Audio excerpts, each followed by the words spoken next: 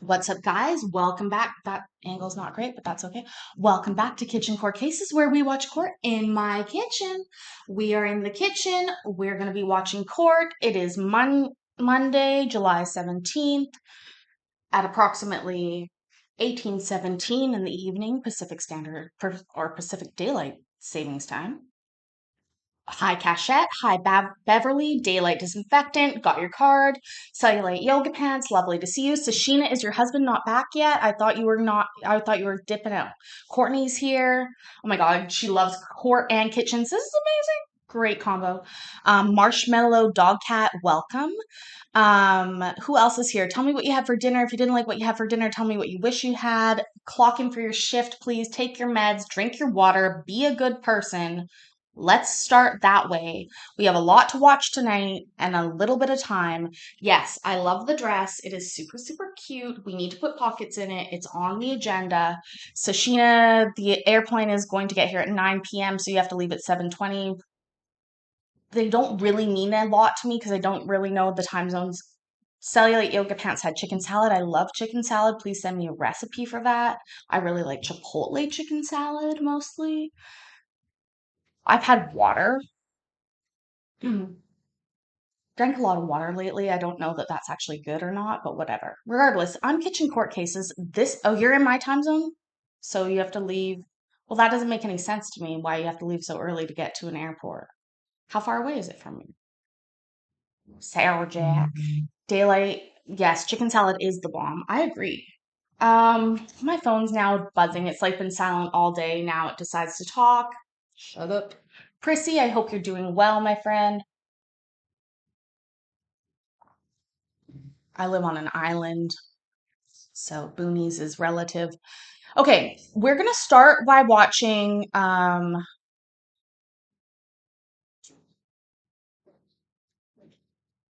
literally picking right now.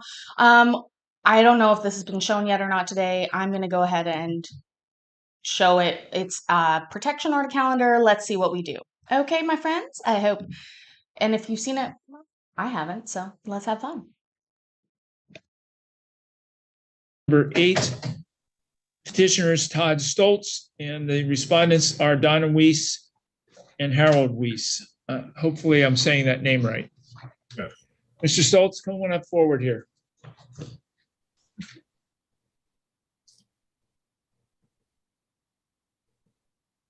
For me? There's still letters to take care of. Yeah, oh, okay.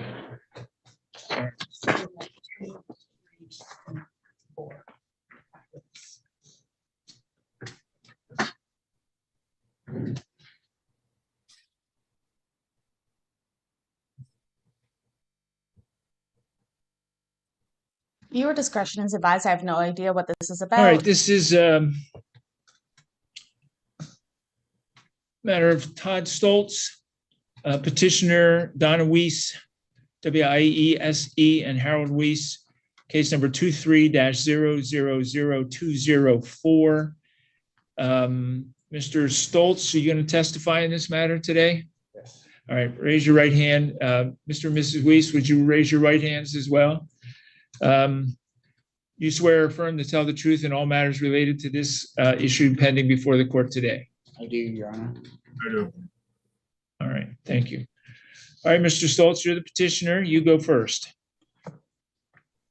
I am seeking this restraining order, this harassment and trespassing on my land and property, and all this stuff has been going on for 4 years, and I just want it to stop. And like my papers say, I just want to live in peace and feel that I can go out in my yard and walk to the mailbox and you know, without harassment and not feeling, you know, scared.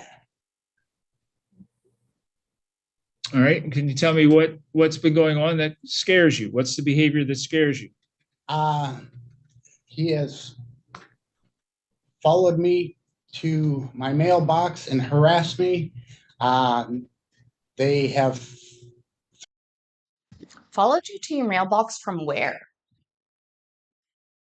Like the ability to follow somebody to their mailbox is very narrow, right? Like if they are leaving their home to get to their mailbox, what is the normal distance? 20 feet? How do you start to follow somebody? How do you begin to do that? Just logistically speaking, how do you actually accomplish that task? Um, I'm not saying that it's not real. It's just like that's a little odd. Anyways, like I said, guys, welcome. This is Kitchen Court Cases. This is a TPO hearing. Please go ahead and like the video, even if you don't like it. If you don't like it, go ahead, send me an email and then we'll talk about it afterwards. But I need your like now. And we call that clocking in for your shift here, please. Take your meds, drink your water, be a good person, all those kinds of things. Threatened, he told me that he could pay somebody with a bag of dope and make me disappear. He has come into my house without knocking and went through my kitchen and my refrigerator and freezer. And I finally stood up and told him to leave, and he did leave. I'm sorry, you were there? Is that weirder? Did you let him in? That seems odd. Again, like if you were like, I have a Ring camera inside my house and I caught him entering without my knowledge and going through my stuff, there's like totally a different thing. But if you're like, yeah, he went through my refrigerator, but it's like you let him into the house, what under what pretenses? Like to check the fridge? He came over to my house 3 times, I recall, and calling me out, wanting to fight me. And, and it goes on and on and on.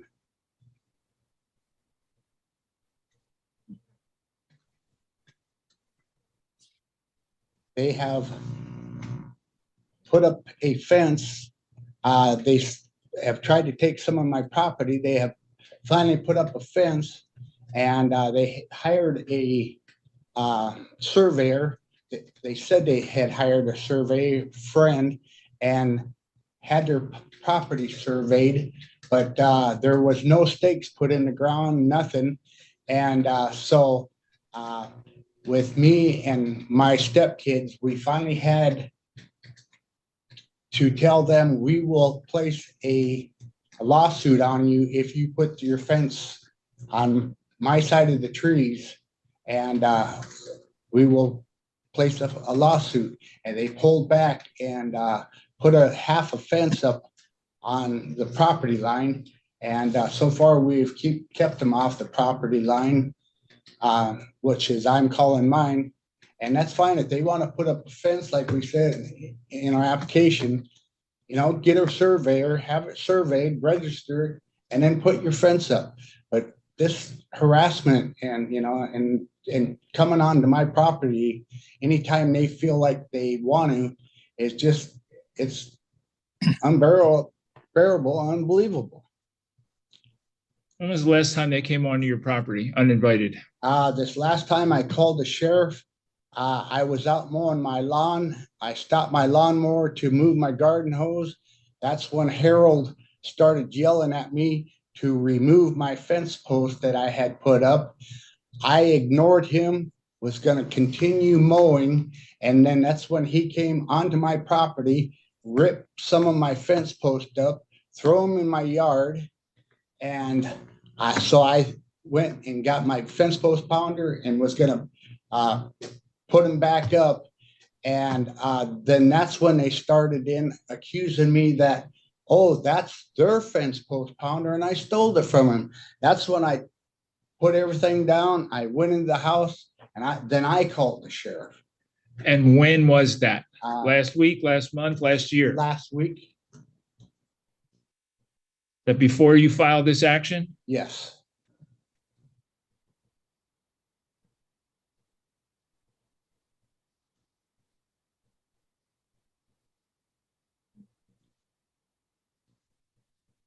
They're just obsessed with this property line thing. I wish they would go hire a surveyor and get it done. Okay, but you already said they did hire a surveyor. It sounds a lot like you are obsessed, but let's see how we do. Guys, if you're just joining us, this gentleman is just, he's off to the races. He's explaining why this is so frustrating. But he said that they got a surveyor, but that he didn't like the surveyor and he pulled out the survey posts. Last night, my friend and I were out visiting on my porch. They're circling our block, trying to look for a property line stake or whatever they're doing. And, and it's just back and forth and up and down. And for Pete's sake, go hire a surveyor and get it done.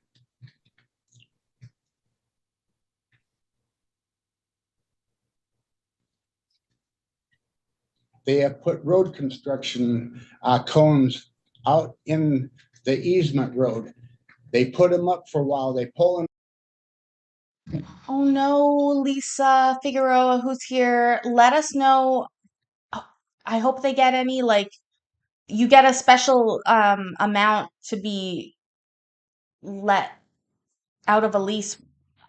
I don't know how it works, but I'm sure we can talk about it. That's horrible. Also, I don't know what this guy's talking about. They did hire a freaking surveyor. He needs to hire a surveyor, right? Am I wrong? Back, they put them up. They start little. Now they're 4-foot road construction blocking my access into my driveway. I have a plot map up there that says right on it that everybody should have access to their property off of Sargent Road. Well, I'm the only one that doesn't have access to my road, that's my driveway, that's been there since before I got there, and I've been there over 20 years. And it just,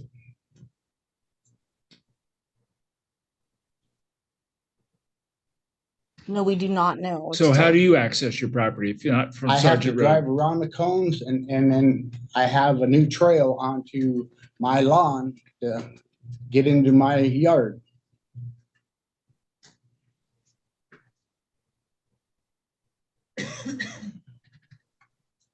Because I know if I just didn't obey the law or whatever and went and moved their cones, that they would just be right back up. That's how cantankerous they are, and I would get nowhere there. So I just been avoiding them and trying to do the right thing and drive around the cones, and my neighbors say, ask me what's going on, and I tell them, and I wait for a reaction from them, and their reaction is, well, thankful he's doing that to you and leaving us alone, and I know they're joking with me and trying to make light of this, but this is it's horrible.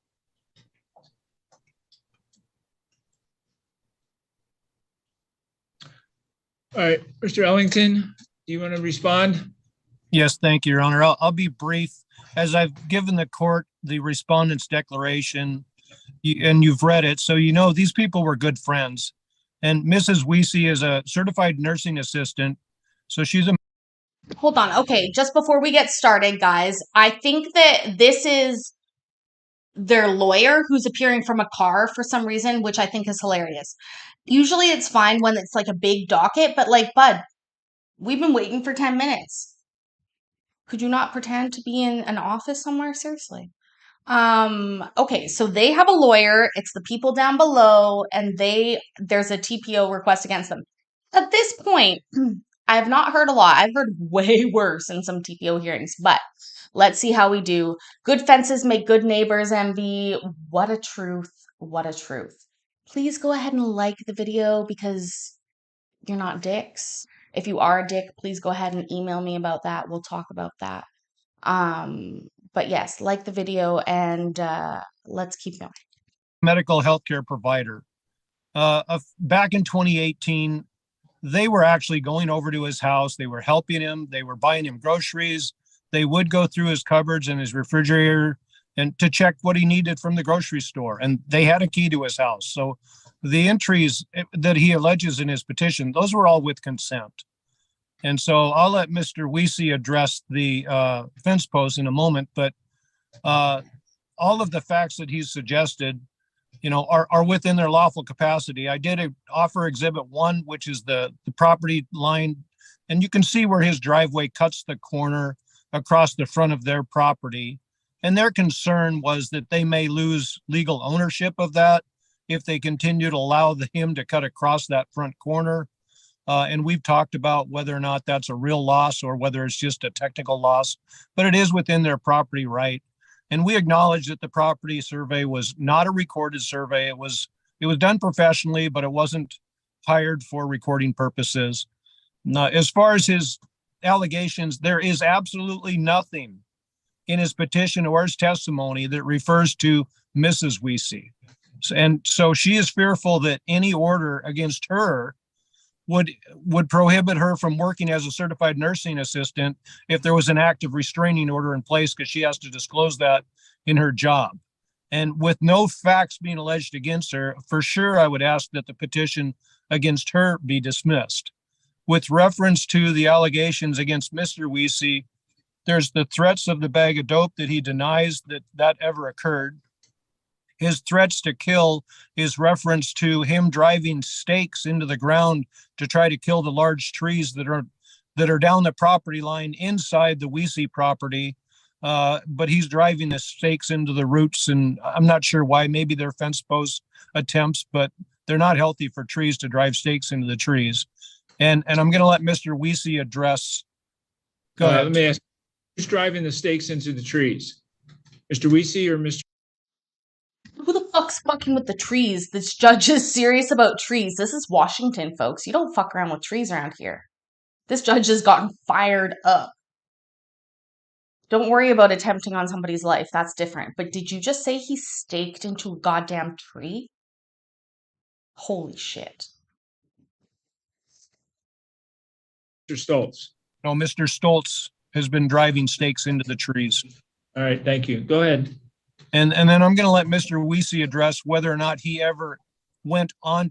I'll let Mr. Weesey address whether he's ever gone on to Mr. Stoltz's property in any recent terms. And Mr. Stoltz, I'm sorry, the Weeseys did call the police on July 1 as well, because when they were putting up their temporary fence, they were fearful that he was acting irrational and they weren't sure what he was going to do. So they called the police, and the police report is referenced in our declaration in response.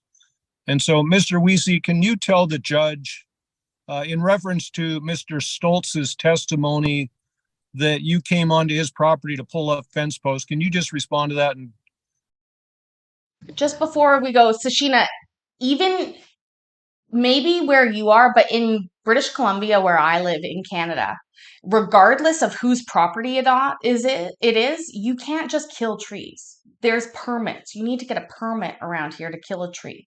Okay? If there's a goddamn owl living in that tree, no, you're never going to kill that tree. Like, you can't just do it, even if it's on your property. Like, you have to get permission. Because we live in like a conservation area, and that's where most of the west coast of BC and the US, I think, is like that. Gracie T, friend, missed you lately.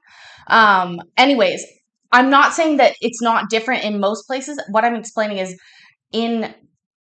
within city limits on the west coast of British Columbia, where I live on Vancouver Island, you cannot just get rid of a tree willy-nilly, even though it's entirely on your property, even if you planted it, if you did whatever, regardless of what the reasoning is, you still have to get permission from the city in certain, like, to take down the tree. And if you don't, I'll look up a case where there was actually a lawsuit filed by neighbors because they had a view that was changed by this changing of the tree. I'm going to look that up for later. We'll keep watching. I hope everybody's doing well. Regardless if there's a raccoon in the tree. If there's a raccoon in the tree, you probably can't cut it down anyways. You absolutely have yes, in Canada, in where I live anyways, you need a permit to do almost anything. Oh, hold on. I got to take this call. We'll watch. explain the court if you had any role in that. No, we have never removed any of his fence posts there because they're on his side of the trees, but they're going into the roots. I don't want to fight over property lines. I've already had a surveyor survey it, and at that time I told Mr. Schultz that we could get it surveyed so that we would both know where it was for relatively cheap. I said, he's a friend of mine, he's a surveyor, he works for the state. I have put up concrete, did labor, no non-cash value or nothing. But I am willing to have it recertified, get another surveyor in there and pay for that, as instructed from you. Mr. Weesey, at any point in time, did you threaten Mr. Stoltz? No, sir. At any point in time on July 1st or in the last 2 or 3 weeks, did you go onto his property without his permission? No, sir. Okay, I have no other questions, Your Honor. Do you, Mr. Ellington, you have any questions for Mr. Stoltz? No, I do not. Thank you. All right, Mr. Stoltz, you want to respond to anything that was said by Mr. Ellington and or Mr. Weesey? Yes, they said that I was driving the stakes into the trees. I did not drive any stakes into harm them trees. I drove them in there to show my property line. I have put up no trespassing signs. I have asked them not to come on my property. I have told them not to come on my property. And I was not trying to harm the trees. And if anything kills them trees, there are vines growing up them trees, and that's what will kill them trees. But I had no intention of killing the trees. And so no there. And yes, he did come on my property he had to come on my property to pull up the fence post. So him not coming on, and as far as verbally threaten me, no, he didn't. And but it just goes on and on. I'm sorry, say that again. Knowingly threatened you, he didn't do that? Not verbally threaten me, he didn't. And I didn't verbally threaten him. I didn't say anything to them that day. Your Honor, as far as him saying that they have taken care of me, we wrote in the statement that I've never been incapacitated, that I have never been able to take care of myself. They have never bought me groceries. They have never done any of that. They didn't have my house key. They might have known where my house key was hanging. And but the day that he came into my house, this is my friend that was there visiting that morning, and his name is Roger Chappelle, and he will tell you what had happened that morning that he came into my house. Mr. Chappelle, how do you spell your last name? Chappell. Okay. And if you're going to testify, I'm going to need you to swear to tell the truth, swear or affirm to tell the truth in all matters related to this issue today. All right. All right. So what can you tell us? Tanya told me he had some trouble with Harry, Luis, Mr. Luis. And I was sitting there, he had lost his spouse. We do a grief share class, and I was giving them some prayer and counseling, and all of a sudden, drunk Harry bursts in, doesn't say anything to us, walks past us, starts going through his kitchen cupboards, looks at his refrigerator, goes back to the cupboards, pulled out, I believe, a can of sardines, and says, "Are you going to eat this?" And Mr. Stoltz was physically, he could have done push-ups, sit-ups, whatever at that point in his life. He's physically not been incapacitated at all. On the night of the cupboards that they claimed they were looking for groceries from the store, I mean, he's as healthy as he is today. I mean, we're old, but When did this occur? I have to say around 3 years ago. A couple of years ago. And I've been a witness to this ongoing thing and tried to encourage my brother to restrain. He does not want to be here today.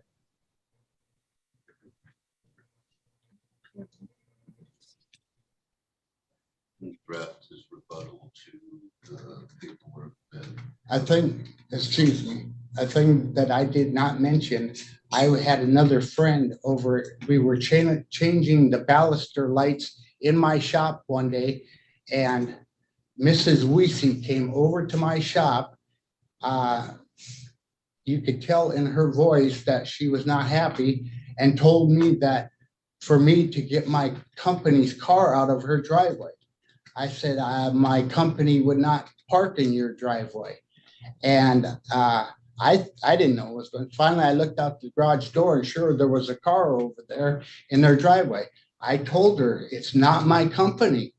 And so she left. She came back again, more angrier, and said, you need to get your company's car out of my driveway, or I'm calling the sheriff's department, and I'm going to get a tow truck and have it towed.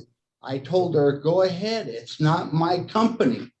And she finally left, and come to find out, a short time later, this car that was parked in their driveway was some Mormon missionaries, friends that they knew. And while she wasn't at home at the time, they went out knocking on doors. And when they finally did come back to their car, she found out whose car it was. And they told her they were sorry that they parked their car in their driveway, and ended up shoveling the ice and snow out of their driveway for the apology. But yet, did she come over and apologize to me or say anything? No.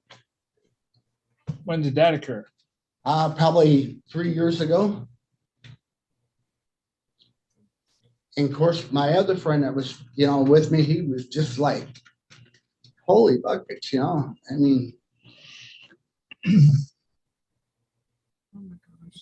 Mr. Ellington, any questions you have for Mr. Chappelle? No, I'll just have a few comments when you're ready.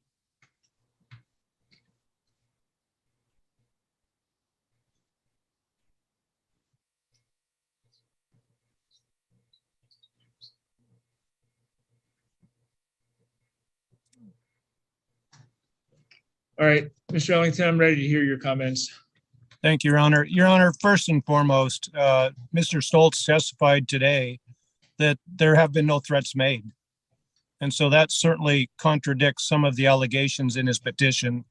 Additionally, he does reference and acknowledge that some of these incidences that are alleged occurred 2 and 3 years ago. And that's consistent with the declaration in response by my clients. There is no facts or evidence before the court of anything recent that shows any ongoing pattern of conduct that seriously annoys, threatens, harasses, or is in violation of the anti-harassment statute. And so the good news is both parties expressed a desire to have a certified survey done to put this issue to rest. And so perhaps, if they have a little guidance, and I've talked to my clients about pursuing legally a correct property line survey and having someone communicate with Mr. Stoltz in a amicable, professional way so that these two neighbors can just resolve this issue and hopefully restore the friendship that they once had. But given what's gone on today and what's in the petition and before the court, I would ask Your Honor to dismiss both of these petitions at this time. Thank you.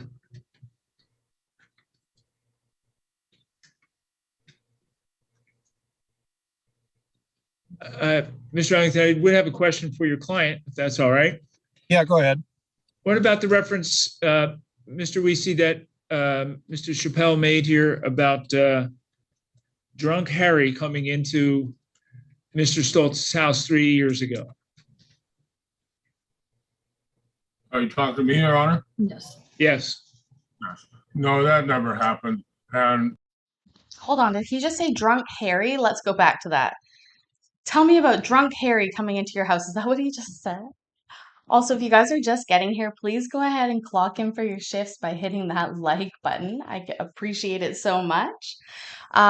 This is crazy. This is a judge asking this question.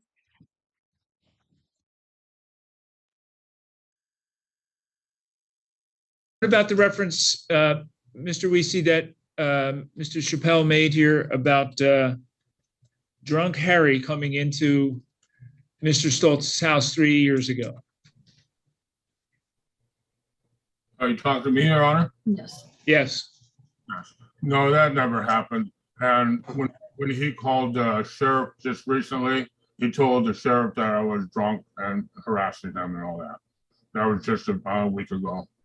And the sheriff came out there And 3 years ago? and 2 years ago too. No.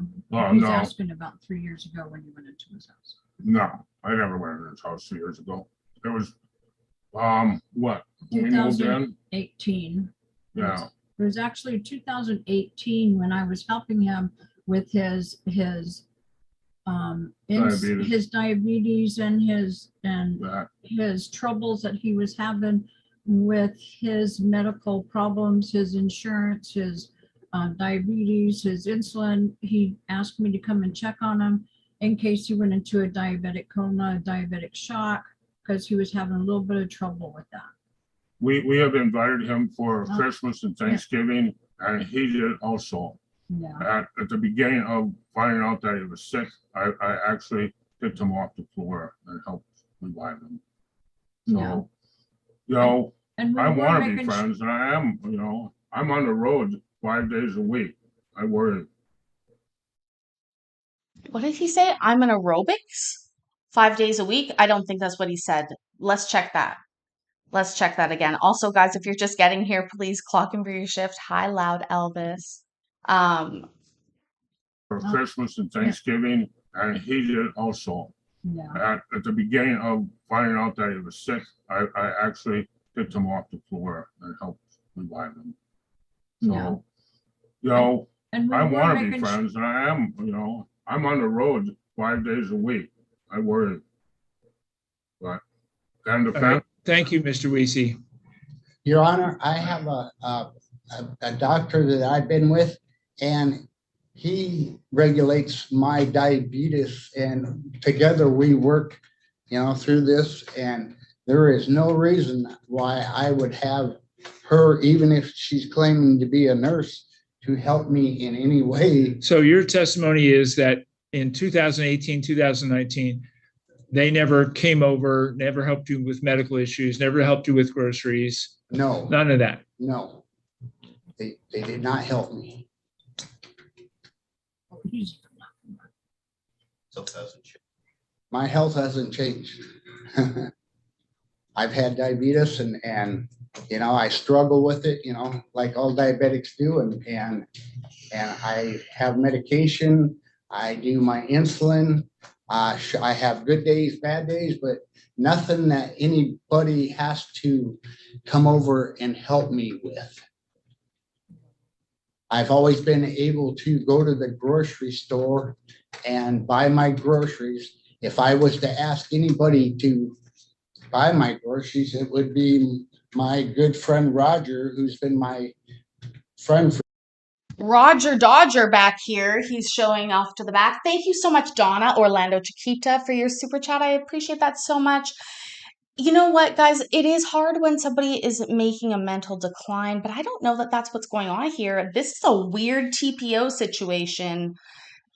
I'm a little perplexed, to be honest. Like, I don't know what the judge is going to suss out of here. Let's see. years, and he would be the one I would ask. Is it accurate, Mr. Ellington said at the beginning that at some point in time you were friends with the Weeseys? Yes, when they moved in, they came over and introduced me and introduced themselves to me. And we were neighbors, friends. And then they bought a vehicle from me. I was going to put my vehicle up for sale. They heard about it and they wanted to buy it. They came over, paid cash for it, bought the vehicle, and everything was going great. But like a year and some months later, something happened to this vehicle. I don't know what it is. And they wanted to come back on me for that. And the neighbor said, you can't come back on him for that. You've owned that vehicle for over a year. And, you know, and then it kind of has, you know, taken off from there, them buying this vehicle.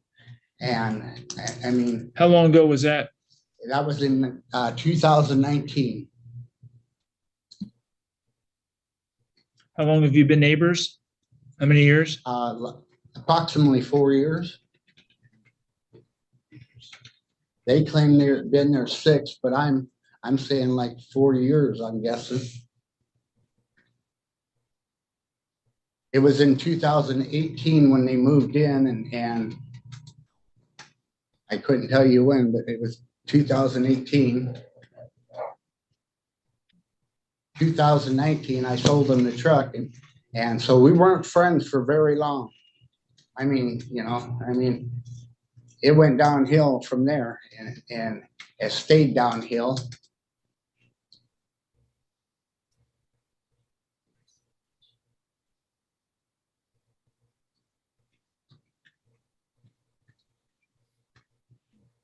You Judges said you called the perplexed. sheriff last week when you claimed that Mr. Weesey came on your property and pulled up fence posts. Yes, sir.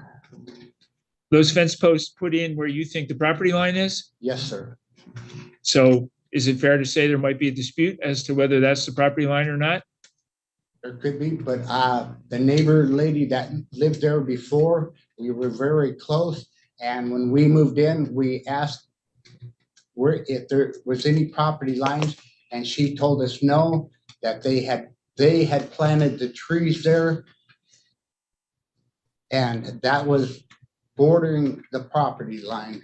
And so we've always understood that them trees were, that side was their side and this side was our side. Did you ever see the survey that Mr. Weesey had done by a friend of his? I never seen it. They would never show me any stakes. They would never show me anything. It was all a big secret. I don't even know if their surveyor was certified, a real surveyor, and nothing. There was never no stakes planted, and I even called them out on it. And when they were trying to put up the fence, that was one of my statements is no, you got to show me stakes, and you have to have it registered. And I went up to the county, and they were, I don't know if they didn't like what his surveyor showed them or what, but they were just pushing forward and saying, no, our property is on this side of the trees. And that's when I had to come to them with I will place a lawsuit on you if this goes forward. Your Honor, Whoa, that is quite the thing to say. Welcome, everybody. If you're just getting here, this is a TPO hearing that we are watching live. Well, not live. It was live earlier. We're live now. But we're trying to figure out what's going on as well. These neighbors don't get along. I want to hear about if you get along with your neighbors. Do you have big fences and that's how you get along with your neighbors? Or perhaps big properties? Is that how you get along with your neighbors? Or perhaps you actually like your neighbors. I bet that would be the minority. Anyways, let's continue watching this, guys. Please enjoy and let us know if you're here for the first time in the chat. We love newbies, even lurkers. It's okay to admit it. just a brief response. Yes, go ahead, Mr. Ellington. Just as an offer of proof, the informal survey that we recognized and tell the court up front was not recorded, but there were survey stakes. And then Mr. and Mrs. Weiss noticed that at some point they had been removed. We don't know how or why. All right. Anyway, again, all of this testimony here really refers to 3 and 4 years ago. There are still 3 survey marks there. Okay.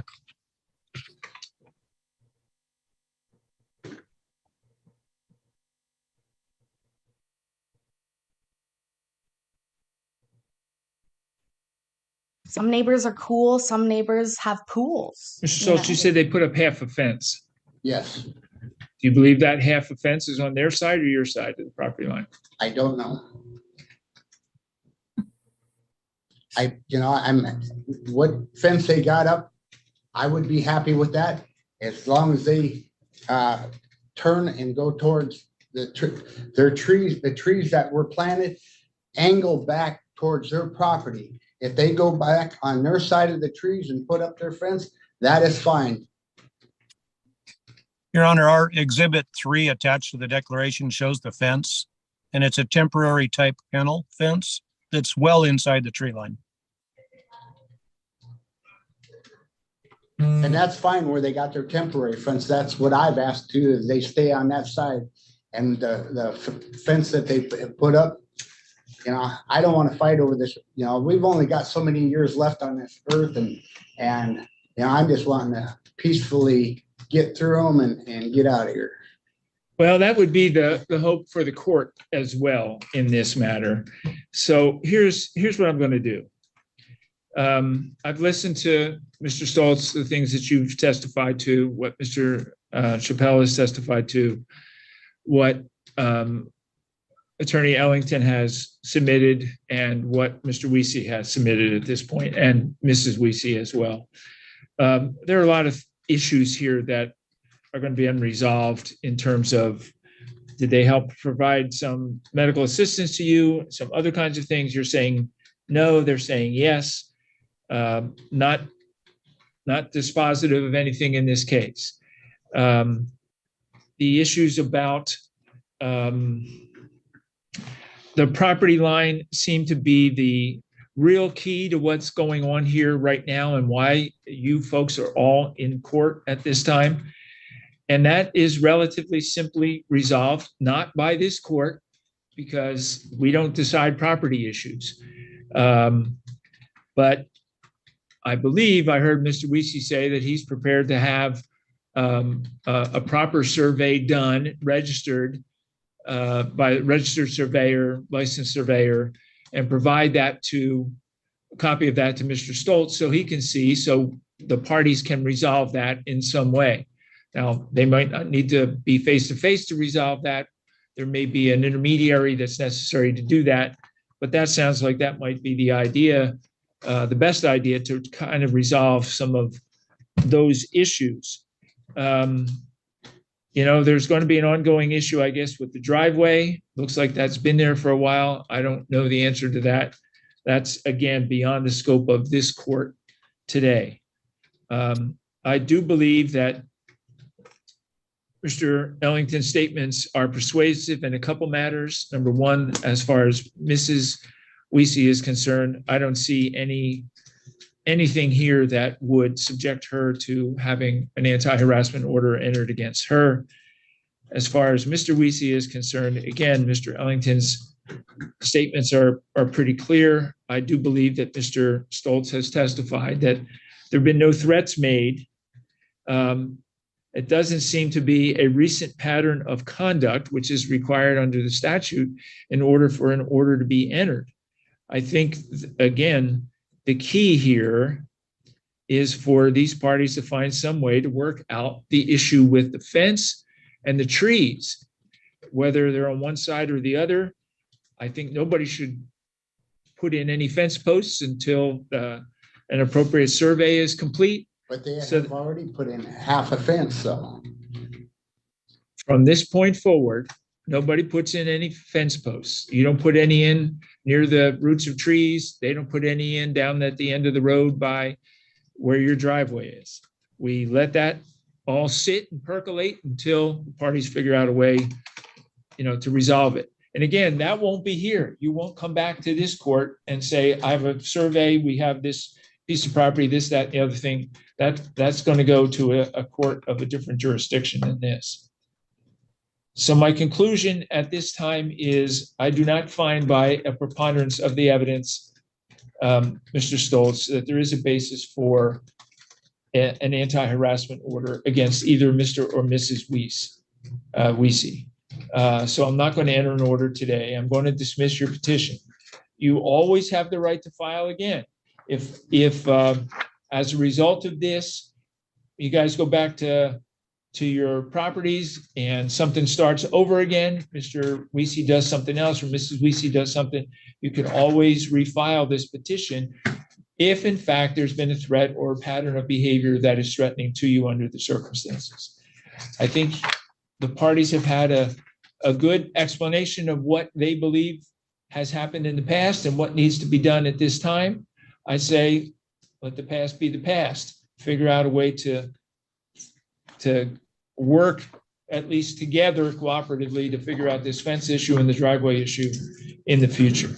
Yes, because I don't want this to, you don't give me anything, and then 2 days later, the cones are back up there, because this has gone on before, since then, you know, I mean,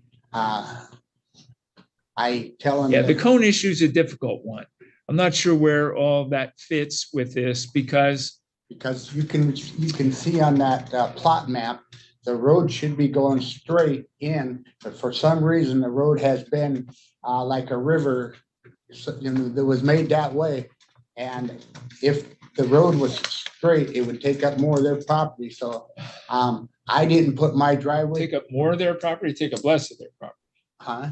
It would take up less of their property. Right Okay. now, it cuts across part of their property, at least what I could see. The road goes around their property. It should go straight through their property. Because of the foliage, it's been diverted from alignment, probably 20, 30 feet in places. Well, then that's, again, a different issue. What I'm seeing from the exhibits that were presented by the Weese's, it looks like a piece of the road of your driveway cuts across the very edge of their property. And that's looked like to me where the cones were. So I don't know about what else happened out on Sargent Road. That's a different issue. And again, not something within the scope or jurisdiction of this court today. But that's something that you obviously should try to get worked out. So, Mr. Weese, I would suggest, I'm not ordering anything here, but I would suggest you not interfere with his ongoing access to the property that he's apparently been exercising for how many years you lived there? Over 20. Over 20 years, if that's been the case. And I want this trespassing to stop. For no reason, no whatsoever coming on my property. Your Honor, Attorney Ellington, Your Honor, I'm late for another hearing. If the court's ruled, can we stop the testimony? We can. That'll be all in terms of testimony. I'm going to prepare the order at this time. Thank So, you, Your Mr. Honor. Ellington, you can leave if you wish. Mr. Weese can stay and hear. Is Well, that a I'll stay power? until my clients are excused. Your Honor, if I may, Mr. No. Weese, the court's missing Sure. everything, so Brief. there's no need to say anything. I am willing and able to hire another surveying company and do it all legal. Okay, and you've said that and the judge knows that, and the judge appreciates that. Thank you. Thank you, Mr. Ellington.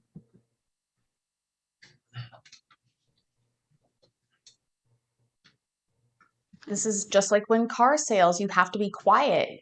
First person to talk loses. So The Donna and lawyer- Harry, I'll call you later this morning. I have another hearing I have to do right away, but I'll call you after that other hearing I have. But I'll be getting back on the truck and going to work, so. That's fine. I'll call Donna then, Harry, and you can call me later tonight if you have questions. All right, thank you. Thank you. He's like, get Have a off the good day. goddamn call. Hang up right now. Immediately hang up. Why are they still here?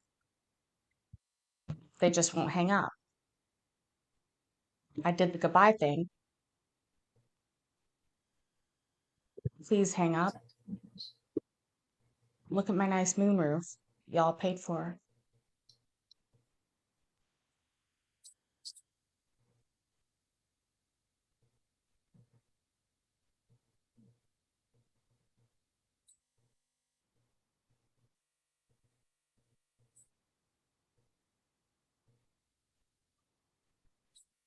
What are we waiting for at this point?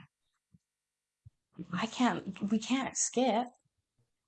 He doesn't trust them. I don't trust them. I don't trust the judge. I don't know what's happened. I don't know that we had a full ruling there. Is it over? Is the other guy gone? I mean, I've heard people say, can my clients be excused before?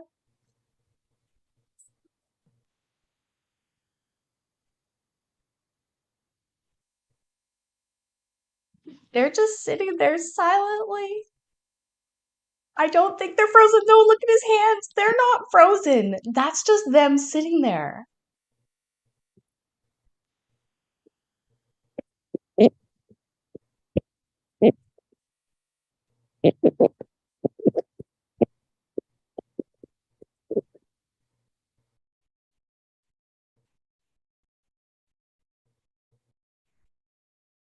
He's still there too.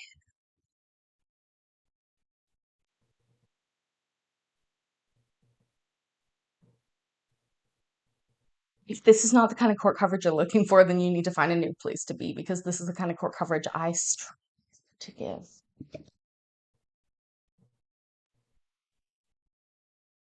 All right. So in the case of Stoltz versus Harold and Donna Weese, case number 23-000204. Hold on. There's like 40 of us watching this, and we all were like, why isn't it over? They just didn't leave. And he wasn't done. They were all in the right place. This is. My attention span's really short, but you guys don't. I don't know what your excuse is. Following hearing today, testimony by all parties involved and argument by Attorney Ellington on behalf of the Weese's. I'm finding that there is not sufficient evidence to support issuing any kind of protection order at this time. Again, I'll remind you, Mr. Stoltz, that if there is a pattern of behavior or threats that are made in the future, you can always refile another petition in this matter. Same thing goes for you, Weese's, if something like that occurs. This will be a final order. There won't be any other hearings on this case at this point. And so the temporary order is dismissed as of today at 10:38 a.m. And I've signed that order. And that is it. All right, Mr. Ellington, thank you. Mr. and Mrs. Weese, thank you. Mr. Stoltz, thank you. Mr. Chappelle, thank you for coming today. Appreciate it. Mr. Stoltz, if you wait a minute, we'll make you a copy and you can take this. Weese's, you can get a copy of this order from the Thurston County District Court website later today once it's entered with the court. Very much. But we aren't quite done yet. Let's see what else happens in the court. Allen eyes. I remember how to say it today. Wow. Medication on point. Basement gardener, thank you for being here. Jerry's here too. I thought he had ruled already, y'all. Thank you, basement gardener. Back in the club. I got pulled down yesterday during members only, but I have Okay, some you new need a break? plans. What was that? I said, are you okay? Do we need a break? No, No, okay. So we're going back to Sky and Benson, I think, number 4. I think both parties were here for that.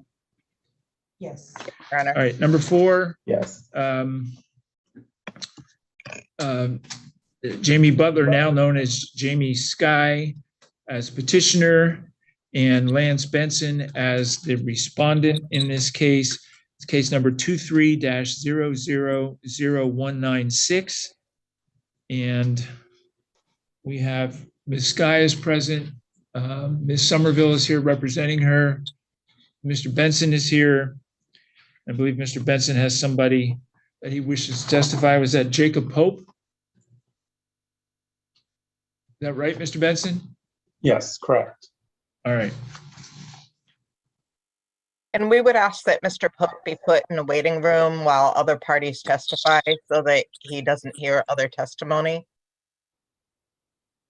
We can do that, and we will.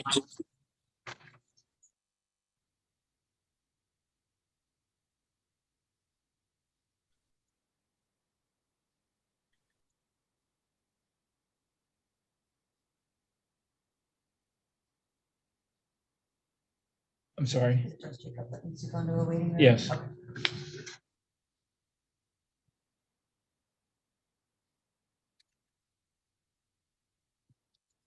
All right, looks like we've moved Mr. Pope into the waiting room.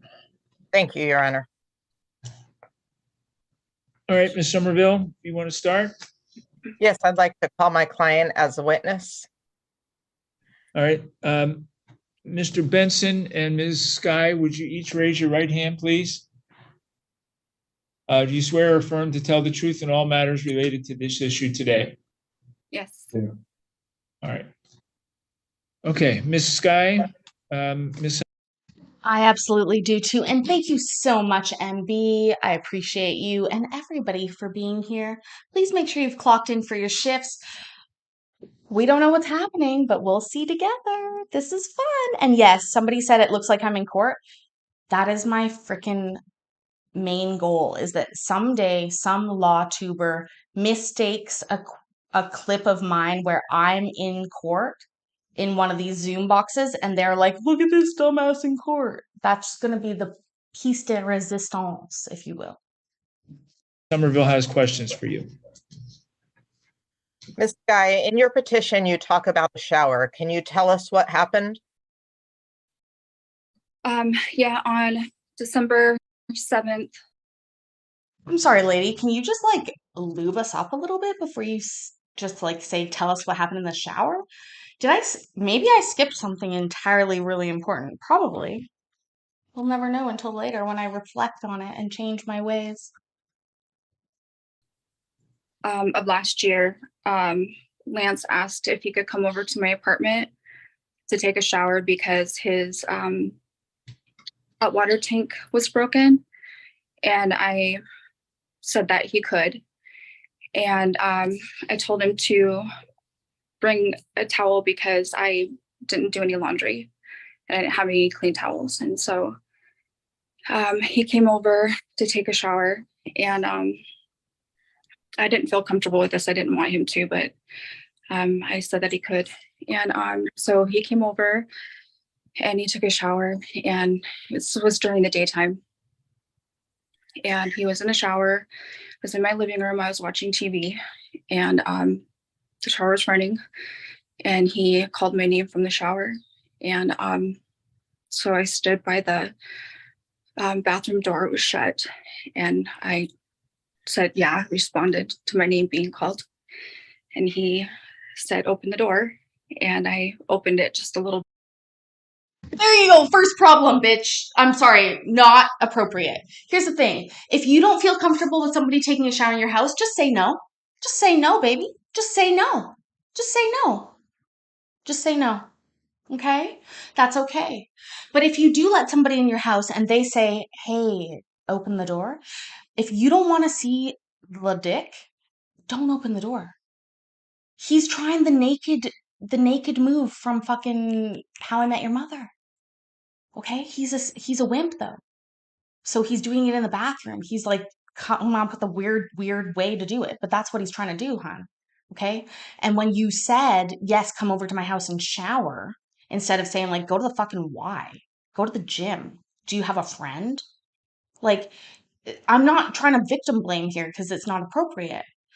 Because so what happens is, if like I was telling my daughter about this, like, hey, let's say you made a bad decision and somebody sort of got on your better side and you let them come over and have a shower, and then they lured you to the shower and said, hey, open the door. You're entirely within your rights to be like, fuck off, creeper. Like, you can do that. You can change your mind mid-shower approval. Okay? And I would tell that to her too. Jamie with an I, no E, you can change your mind mid-shower approval. Just say like, you know what? Towel yourself off and get the fuck out of my house. I'm leaving. You just leave. You're allowed to do that, Jamie. Okay? One bad decision does not equal a 50. Okay? You can leave. You can just leave. But like this much. So I peeked in, and he said, open the door all the way. And I didn't. I still kept it open just a little bit. And he said to get in the shower with him. And I said no. And he said, come on, get in the shower. And I didn't. And I felt very uncomfortable with that and very gross. And he was exposed. Exactly. Because here's a little word for the guys out there, right? Okay, listen to me right now. Okay. You're going to come across once in a lifetime women like me who are freaky, dirty freaks who love to do nasty shit, okay? But the average girl doesn't. This girl doesn't. She doesn't want to see your dick in the shower. This was not her fantasy. You need to stop that. Stop that. Immediately. Immediately. Posed also, and he said, let's get each other clean. No, I can tell you what he said already because I've been groomed like this before on the internet, and I've also seen idiots like this on the internet as an adult try and do this. I can tell you what he said. She does sound terrified. I'm so sad for her that she didn't have the balls to be like, literally, and remember, ladies and men, whoever's out there, watch. I'm going to back up really far because you can still hear me, okay? I'm going to back up right back here. Get out! Okay, do you see how loud that was? First of all, Nana's going to freak out at me, but that was barely even partial of what I can scream at. Okay, you can just start screaming, my sweet. You've made a decision. It doesn't matter. You get him out. Remember to tell this to people that you know, younger women. You can you can change your mind midway and you can start to be weird. All right. Nana's like, what is she screaming about? That was like 1.5 level. I have like 27 levels of loudness. I know I'm wearing flip-flops. I know. And anyway, just shut the door and I went back out to my living room. And was he someone you had been dating? No, we never dated or anything like that. No. Was anybody else present at this event? No, just my dog. He and my dog. You've heard that Jacob Pope is going to testify. Was he present? I don't know who Jacob Pope is. After that incident, did respondent harass you? After that, after that day happened, he never said anything about that incident. He acted like that never even happened after that day. But yeah, he always made comments to me about inappropriate things. So he would say things like about going to his work and wearing like a French maid costume, or cleaning his work in a French. This poor woman is horrified. Okay, listen, I'm things like this. Okay, you can find whores. If you're a guy like this, Lance, whoever he is down there, Lance, you need to find a proper whore. You can't just go and do this to this woman. This poor lady looks absolutely fucking petrified about your shit. And this is even basic shit. You want her to wear a French maid uniform? That's like kink 101. Okay? And we don't kink shame around here. Maid costume or outfit rather, or topless, or he'd make comments about my body or about my chest. He would make kind of comments about your body or chest? He asked if my boobs were real. He would make comments about certain sweaters that I wore, like that certain sweaters looked better. My chest looked better in certain sweaters. He would say things like, try to make bets with me, and whoever lost would owe the other person back rubs. He had said to me that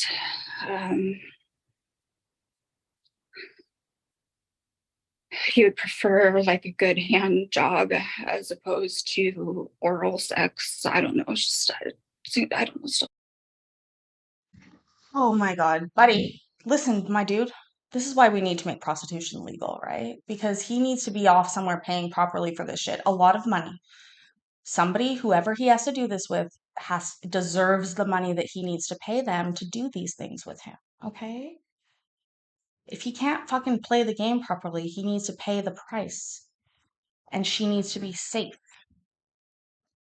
Like that. Did he ever call you excessively? Yeah, he would call me Yeah, let's talk about that because I'm going to tell you something. I've been literally propositioned way worse than this on the internet, in real life, on Tinder, on apps, wherever.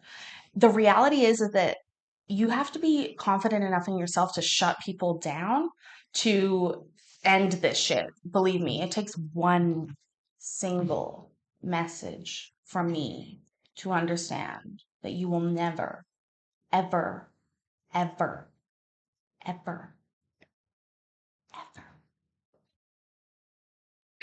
Yeah, he would call and hang up the phone. If I didn't return his call, then he would just keep calling. And did he have any legitimate reasons to be calling you? No, it never had to do with it was always personal. It never had to do with the landlord issues, maintenance issues. It was always personal reasons. And he's your landlord? He is my landlord, yes.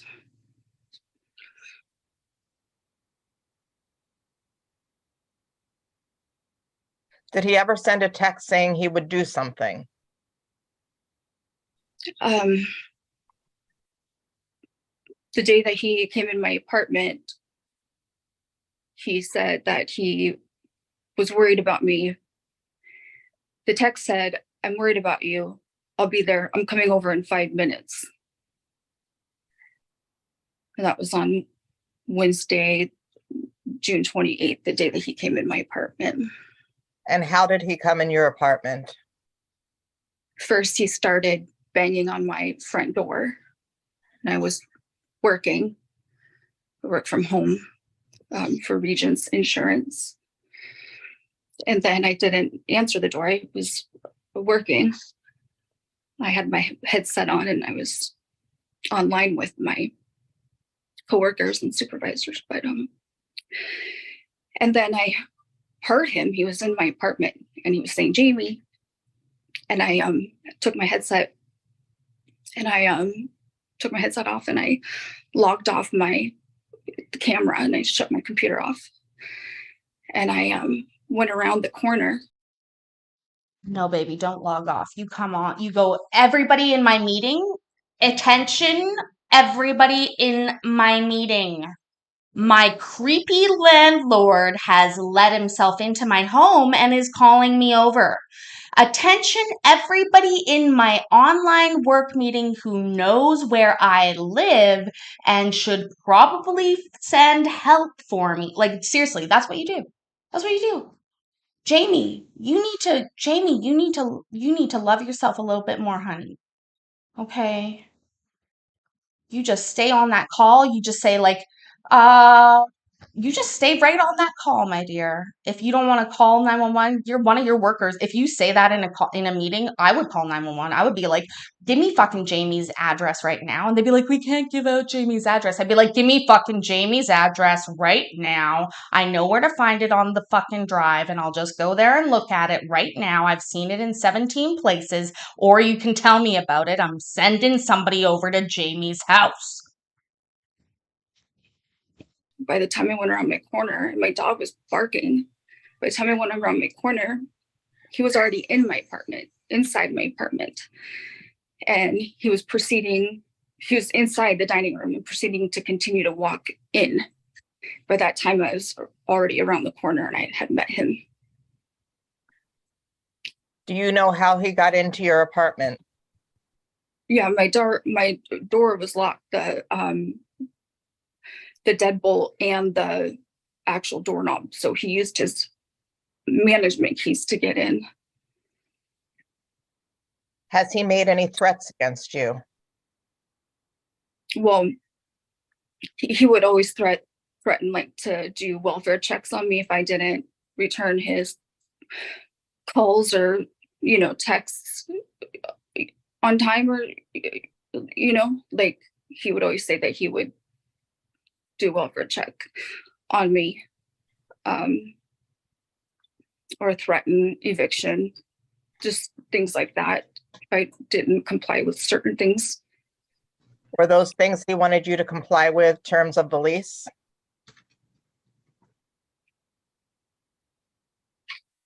Right, yeah. So he threatened to evict you if you didn't abide by the lease?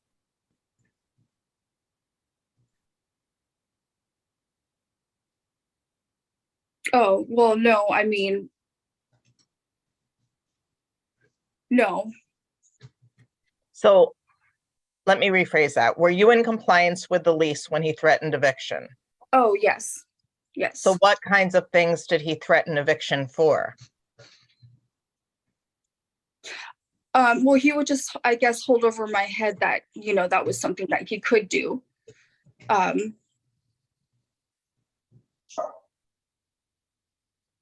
And what kinds of things did he demand you do to avoid being evicted? Well, I guess one thing, I signed over my car to him. So he definitely took advantage of me financially.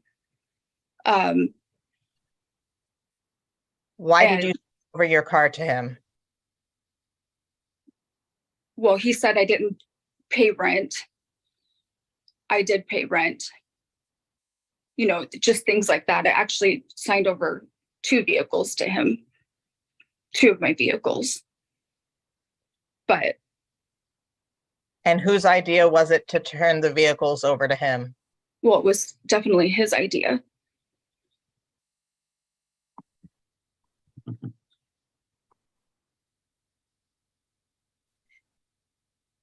Has he done anything to your payment record? Oh, he's manipulated my payment records. How so? Well, on one of the payment ledgers, he gave me credit for the car. And then he took credit off of there. So he did give me credit for the car that I signed over to him, and then he didn't. He received $1,000 in rental assistance, but he didn't credit the ledger for that. It's completely manipulated. Will it show up on the ledger one day and not the next? Mm-hmm. Yes. He's also charged me, I think it was the month of May, he charged me additional $700 for rent. I have no further questions. I do. I have a lot Thank I you, have a Ms. lot of Underwood. questions.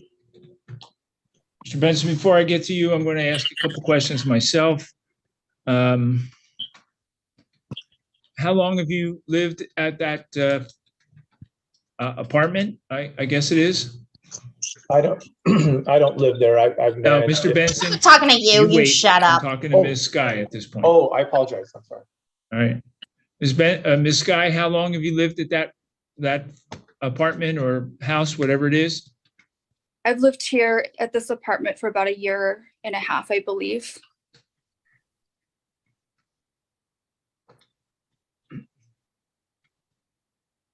And you've always been timely with your rent?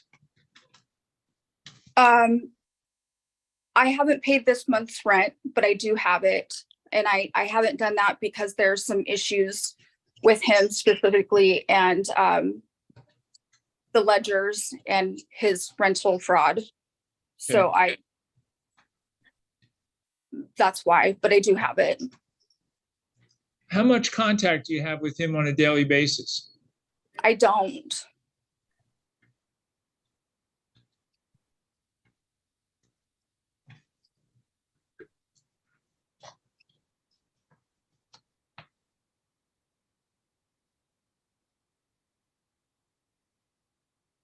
How long have you worked from home? The whole 18 months that you've been there? I've worked at this company since my hire date was May 19th Of this year? of this year. Yeah. And prior to that, did you leave the apartment to go to work, or did you work at home there too? Prior to that, I was just kind of odd jobs, I guess. And then my daughter was here, living here.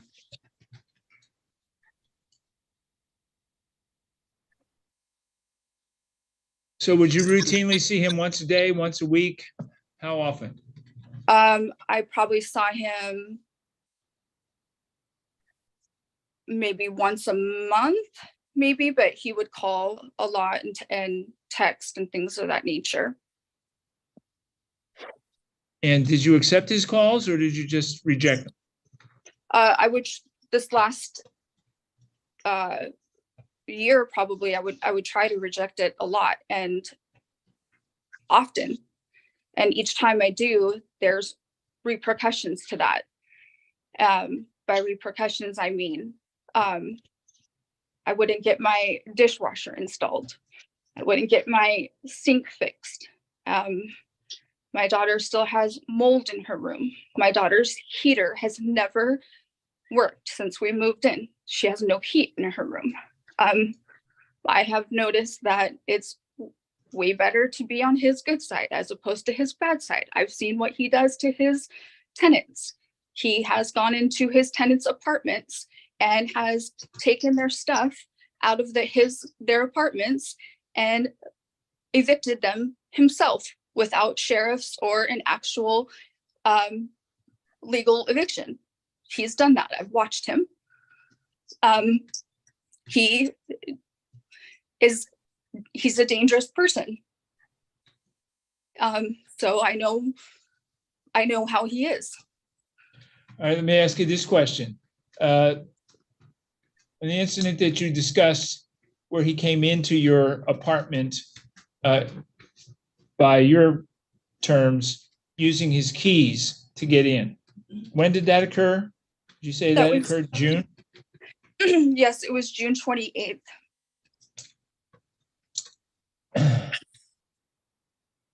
And when you confronted him in your apartment, what did he say or what did he do? I came around the corner and he was in the dining room proceeding to walk forward, still continuing to enter my apartment and come more in. My dog was barking and I said, get out, I'm working. And I had my arm up like this, to make contact with him to, get him out. And he took a couple steps backwards and he did leave. And I called 911 after to report that incident. It was frightening. It was scary. And then an officer did come later and took a report after work. I think it was either that day or the next day. That's something that he would always threaten, was a welfare check to come in and make sure that I was okay. And if I didn't return his text, return his call in a timely manner. And it was usually within a day or two. And, he finally did it. He actually came in. And do you know whether the police charged him with anything based on that incident from June 28th? An Olympia police officer came and he said that, I have a case number. I don't know the status of it. He did say something about a criminal trespass. He took pictures of my phone about how many times that Lance was calling my phone. The officer took pictures of the personal email that Lance had sent me, and for evidence of that. Also, Lance was calling my daughter's phone and hanging up. The officer doesn't have proof of that, of course, because I don't have my daughter's phone here, but he did gather some evidence of that. All right. I don't know the status of it, though. And I can guarantee you that Jacob Pope was not there. There was nobody there with Lance. Absolutely nobody. Just him. And you don't know who Jacob Pope is? I have no idea who Jacob Pope is. All right. Mr. Benson, do you have any questions for Ms. Sky before you make a statement? You're muted, Mr. Benson. I'm sorry. I don't have any questions. I mean, this is just bizarre, but I don't have any questions. I just have my statement and my evidence. So, Mr. Benson, now you can go and tell me your side of the issue. Okay. Wow, a lot of this is new. Hold on.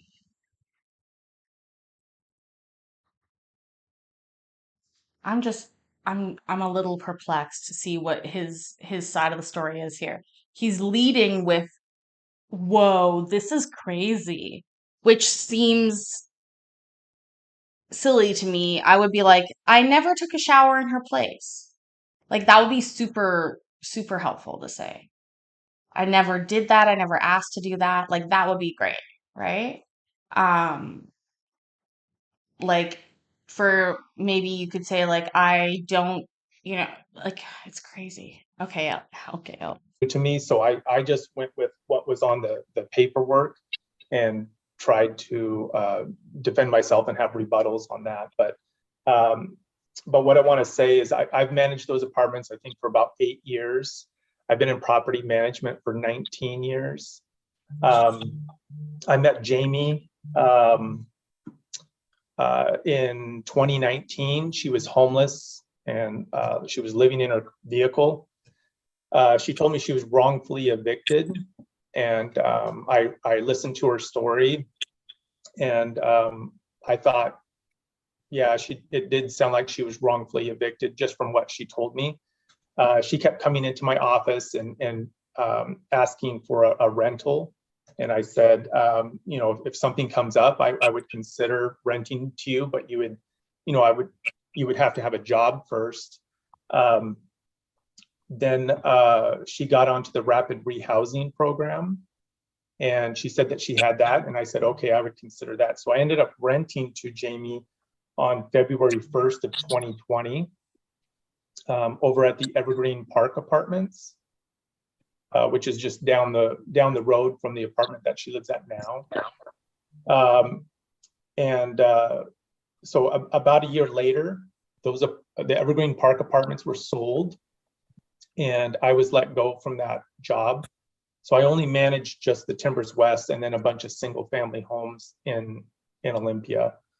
A few months later, she said that the management was horrible there. She was terrified and scared. She was scared she was going to be evicted because I believe she was kicked off the program that she was on, the rent assistance program. So she was scared she was going to be evicted. She said, please, I really just want to follow you over to Timbers West. I want to be under your management again. And I said, Jamie, I've I'm gonna interrupt there. Has anybody ever said that to a fucking property manager that got let go? Oh, Lance. Oh, Lance, will you please take me with you to your new apartment so you can manage me there too?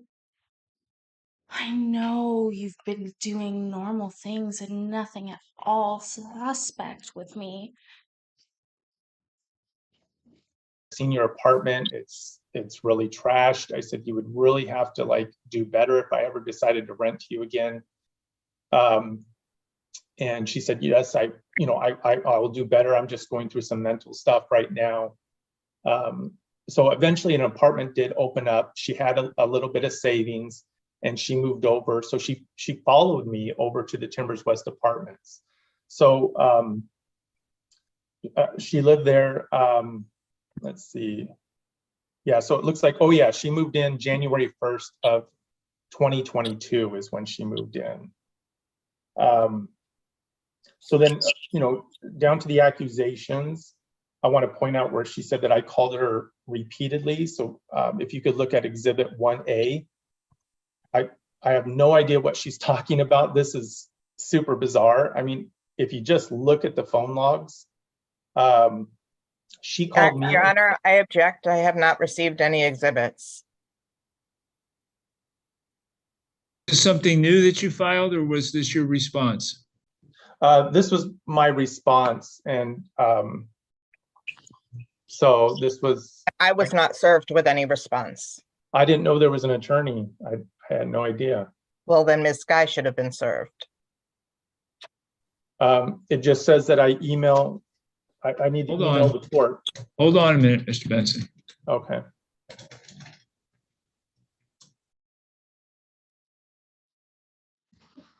And he's dancing around some big issues here. I don't give a fuck if you called her a bunch of times. Did you go into her shower? Did you go to her house and have a shower, my bud?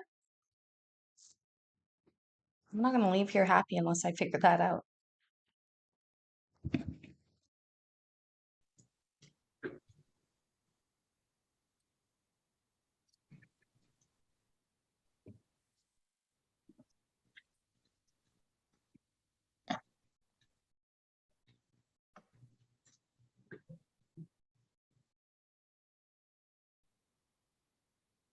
Mr. Benson, you filed those exhibits today? No, it was on, it was last week. I believe it was Friday. I had just a lot of stuff going on. So I think I submitted it on Friday.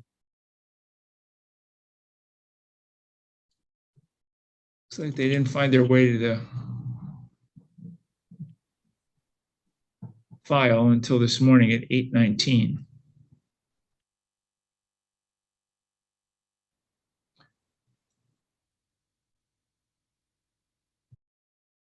Agree, Deborah, but I got a vibe about Lance.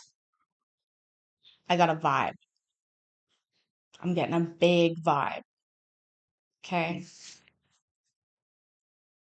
You know, I don't kink shame in here, but it takes one to know one. I think he's a fucking pervert.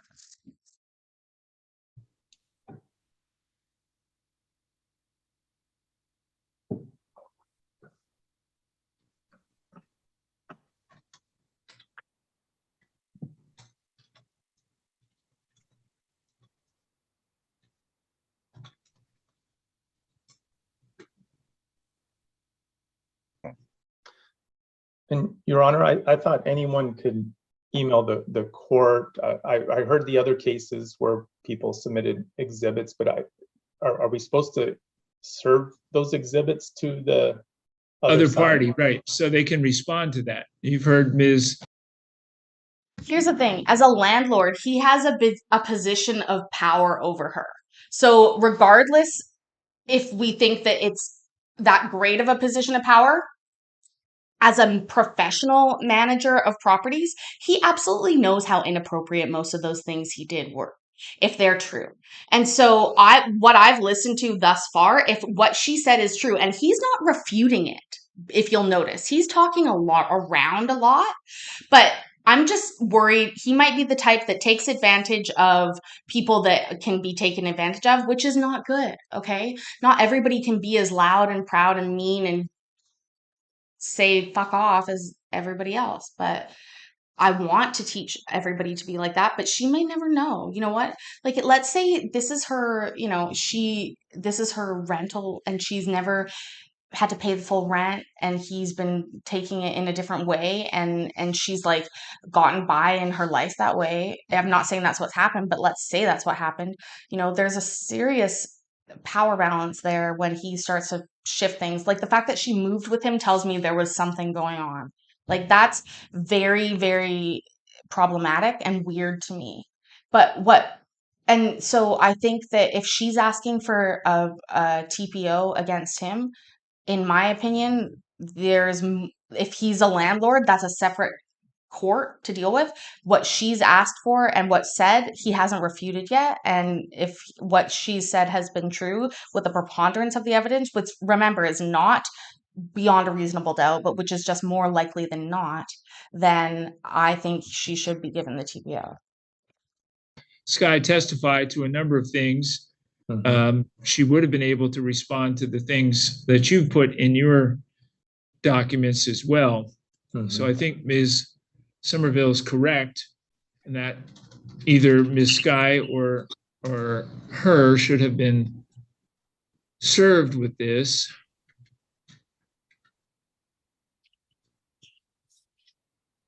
So I'm looking at the file and Somerville, when did you file a notice of appearance or did you? I'm not seeing it. I served a notice of appearance and I accidentally didn't file it. I was going to file it today while I was in court, but then discovered that this was a Zoom hearing. So it hasn't been filed, but it has been served. And did you receive that, Mr. Benson? No, I haven't received anything. I know that she's just a family friend, but I haven't received anything. I'm not sure what he means by a family friend. Just from what Jamie told me, she just said that her best friend Jennifer is an attorney and helps her out with things, and it's a family friend. I don't know. I'm not a family friend. Oh, okay. Well, Ms. Somerville, you are entitled to see these documents in advance. Your testimony or your questioning of your client probably would have been different or had additional testimony in relation to this. So the question is, since they just appeared in the court file today, regardless of what time Mr. Benson filed them on Friday, they weren't served on Ms. Sky or on you.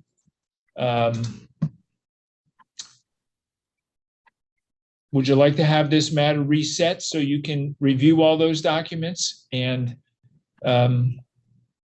be prepared to ask your client additional questions in relation to this, or at least be prepared for redirect testimony on her part? Yes, I would prefer that the documents be stricken for not being served properly, but if the court's not inclined to do that, I would request a continuance so that I can be served and actually respond, see what he's written and respond appropriately. It doesn't serve any purpose to strike the documents and go forward without them, because it's just too intertwined. All the stuff here that's involved is just too intertwined. I'm inclined to just reset this hearing and require Mr. Benson to send these documents to you, Ms. Somerville. Let's be sure that we can exchange email addresses here so that Mr. Benson, you can send it to Ms. Somerville. Ms. Somerville, you can send your notice of appearance to him, since he's indicated as of right now, he hasn't received your notice of appearance. Okay, I can give you mine right now. Are you ready?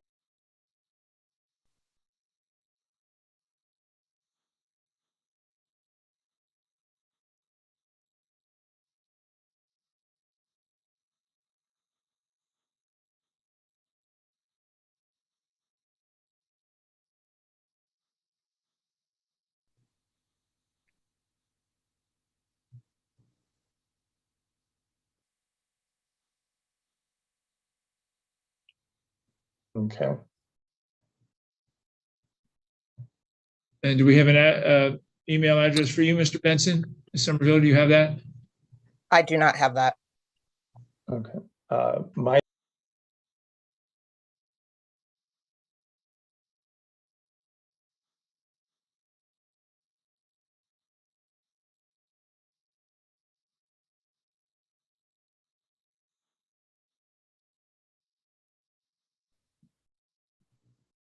Lancet Benson Management. Okay. All right, and I will advise each of you as well that at this point, all the documents are now available on the website, although, as I've indicated, they just appeared on this file, according to the docket here at 8:19 this morning. So you don't have to wait for them actually to arrive. You can check them earlier if you wish. I will say, to be fair, his email address is his unique like, it's not a Gmail address, let's put it that way. And I silenced that out for that reason. And then she almost fucking doxed him again, and I caught her just in time. I was so fucking great at that, by the way. That's amazing. Let's keep going. So we'll reset this to the 31st of July. And if you have additional documents, Ms. Somerville or Mr. Benson, after you reviewed all of this, please file them with the court before Friday,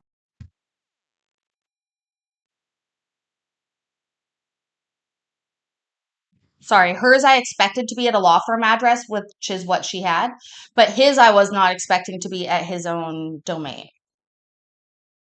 which I will absolutely not fucking promote for free or even for money. Of prior to the next hearing, and send copies to the other party so everybody has everything available to them. Obviously, I haven't seen the documents that you filed either, Mr. Benson. I did see the documents that Ms. Sky has filed in this case. Your Honor, I have another hearing on the 31st in the morning at another courthouse. We'd have to move it then to the 7th of August, or Your Honor, may I just ask real quick, is there any way it could be sooner, on a sooner date? Because this prevents me to going into work. we can do it on the 24th. We could do it on the 24th. Okay, Ms. Somerville, would that work? Yes, that's fine. All right, we'll do it on July 24th at 9 a.m. Change it again, Okay. I dare you.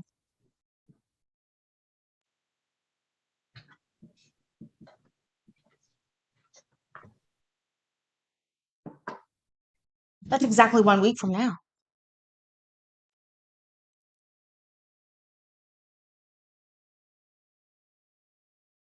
What do you think could happen in another 8 minutes on this call?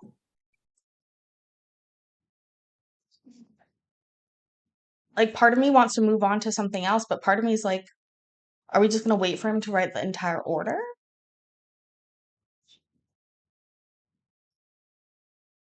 I can take this time to say hi to my friends. Stephen Rosen is here. Afix is here. Raven Hutt is here. Raven, remember the other day when we were talking about my outfit and how I look like Minnie Mouse? Well, look what somebody sent me in the mail. Minnie Mouse heads. Woo, baby. Isn't that cute? Oh, I'm gonna skip a little The bit. reason for the set over is to ensure that Yeah, he's just talking. He's just talking and writing. Just talking and writing. I'm gonna go ahead. We'll move on to our next item here. Thank you, Afix. It was a good case. You know, I do not always watch these ahead of time. Sometimes I do, sometimes I don't. It really depends on me and my day. Today was a tomato. Today is a Monday. Today is a tomato Monday. Okay, so I have something else that I've downloaded for us to watch.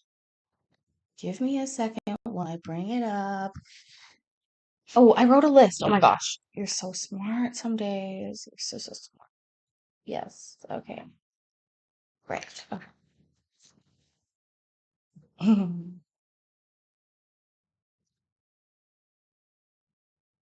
This guy, I made a video about this. I'm gonna cut it in half for us so we don't have to watch the whole thing. We're only gonna watch the part where this guy's outfit is a little crazy before we get on to the rest of our court.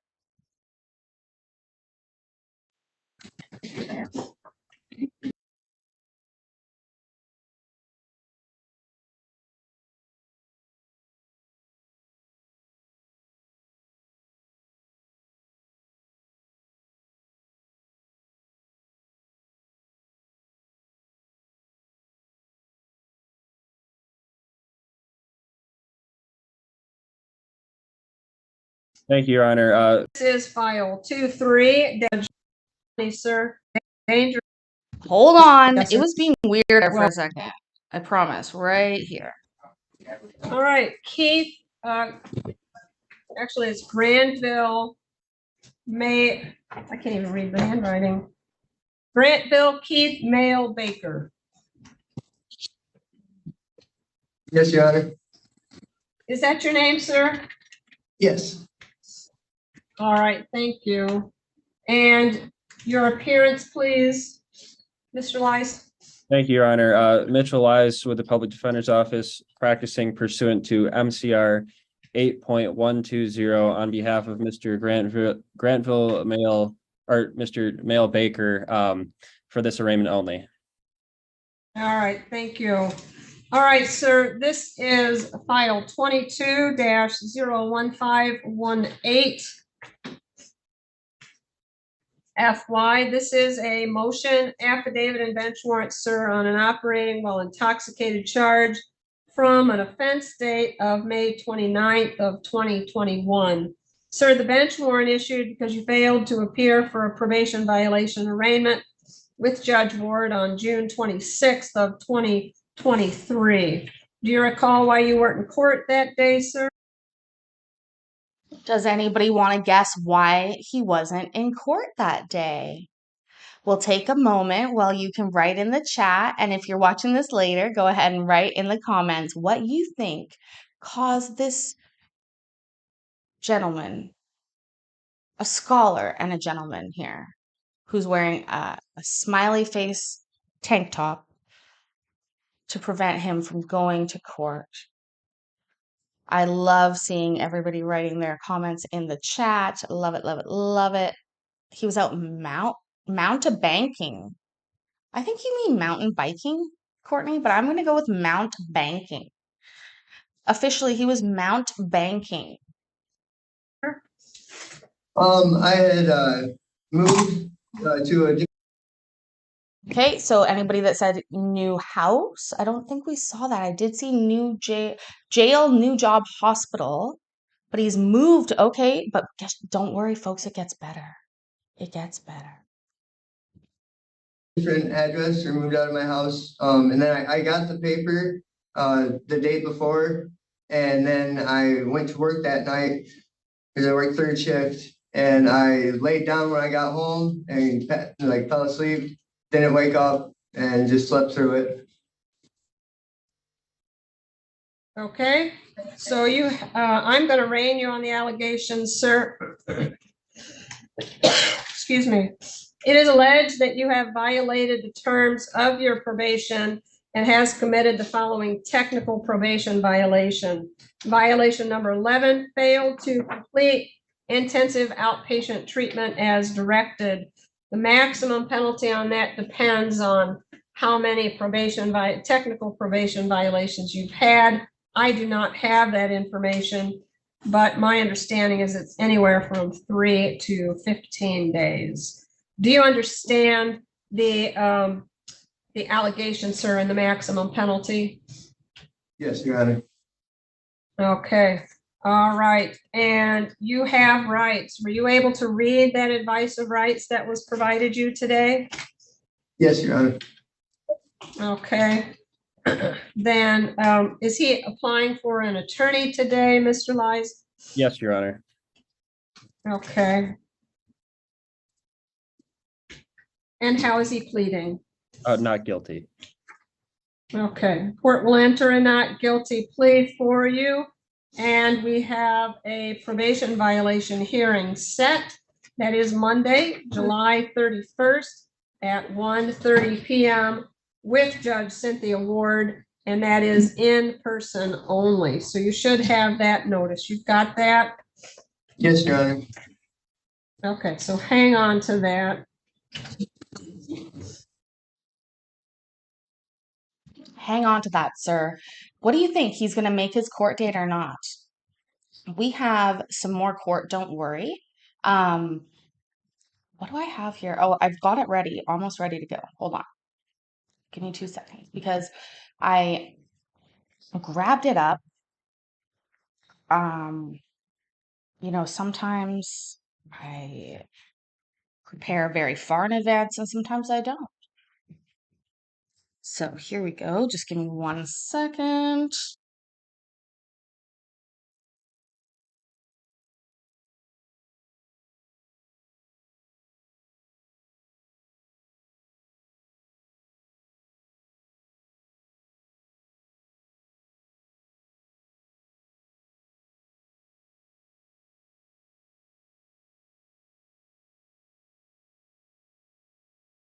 I promise, look at this guy's face. It's worth it. If Mike didn't get it, then I don't know. Didn't go to I me. screenshot everything. It's fine. And good afternoon, Yana. For the record, so the way with the city again, Mr. Kim's case is ready, John Kim, and Mr. Blair is on for that case. Okay. And I think we had arranged for an interpreter, but are you appearing under 3.4 or do you require the interpreter? So good afternoon, Your Honor. For the record, Mark Blair appearing for Mr. Kim, who is present. We had intended to waive his presence under 3.4, but there was some confusion on my part. I was told we needed a wet signature for the waiver form. We had used Adobe Sign. If the court accepts the wet signature, I don't need an interpreter for Mr. Kim, or the Adobe Sign, sorry. Does that make sense? I think so, yes. I'm fine with that. Does the prosecutor have any objection? Mr. Kim is appearing. No, Your Honor. He's here, so we don't need 3.4 anymore. Okay. And Madam Clerk, had we arranged for an interpreter? No, Your Honor, the last time Mr. Blair stated that the interpreter was standby. Okay, all right. Thank And we're you. fine going forward, Your Honor. Okay, all right. And so how are we going to proceed on Mr. Kim's pretrial today? And yeah, just to call the case, this is cause number 3A0475785. This would be a defense motion to continue to the August 7th pretrial jury trial on September 11th with a time for trial on November 5th, 2023. The city does not object. That's correct, Your Honor. Additional time for negotiation. We'd receive some more discovery and we need to go over that with our client. Okay, and all those dates are correct, counsel? Yes, they are, Your Honor. Okay, so Mr. Kim will be back on August the 7th for a pretrial. We'll see him then. Thank you. And Okay. may I ask, Your Honor, just for clarification in future, does the court require the waiver form that we fill out to be what they call a wet ink, meaning physically signed and dropped off, or can we send Adobe Sign or electronic signature? I will defer to Madam Clerk because I am a pro tem at this court. Madam Clerk, is the court's process. Does the court generally accept the DocuSign documents? I would say that the one that Mr. Blair filed, I believe you filed one, Mr. Blair, is that correct? Yeah. Yes, I did. That's adequate. Okay. Excellent. All right. Thank you. Thank you. Thanks. All right. Bye-bye. Bye-bye. And Mr. Kim, you can sign out. Thank you. Thank you.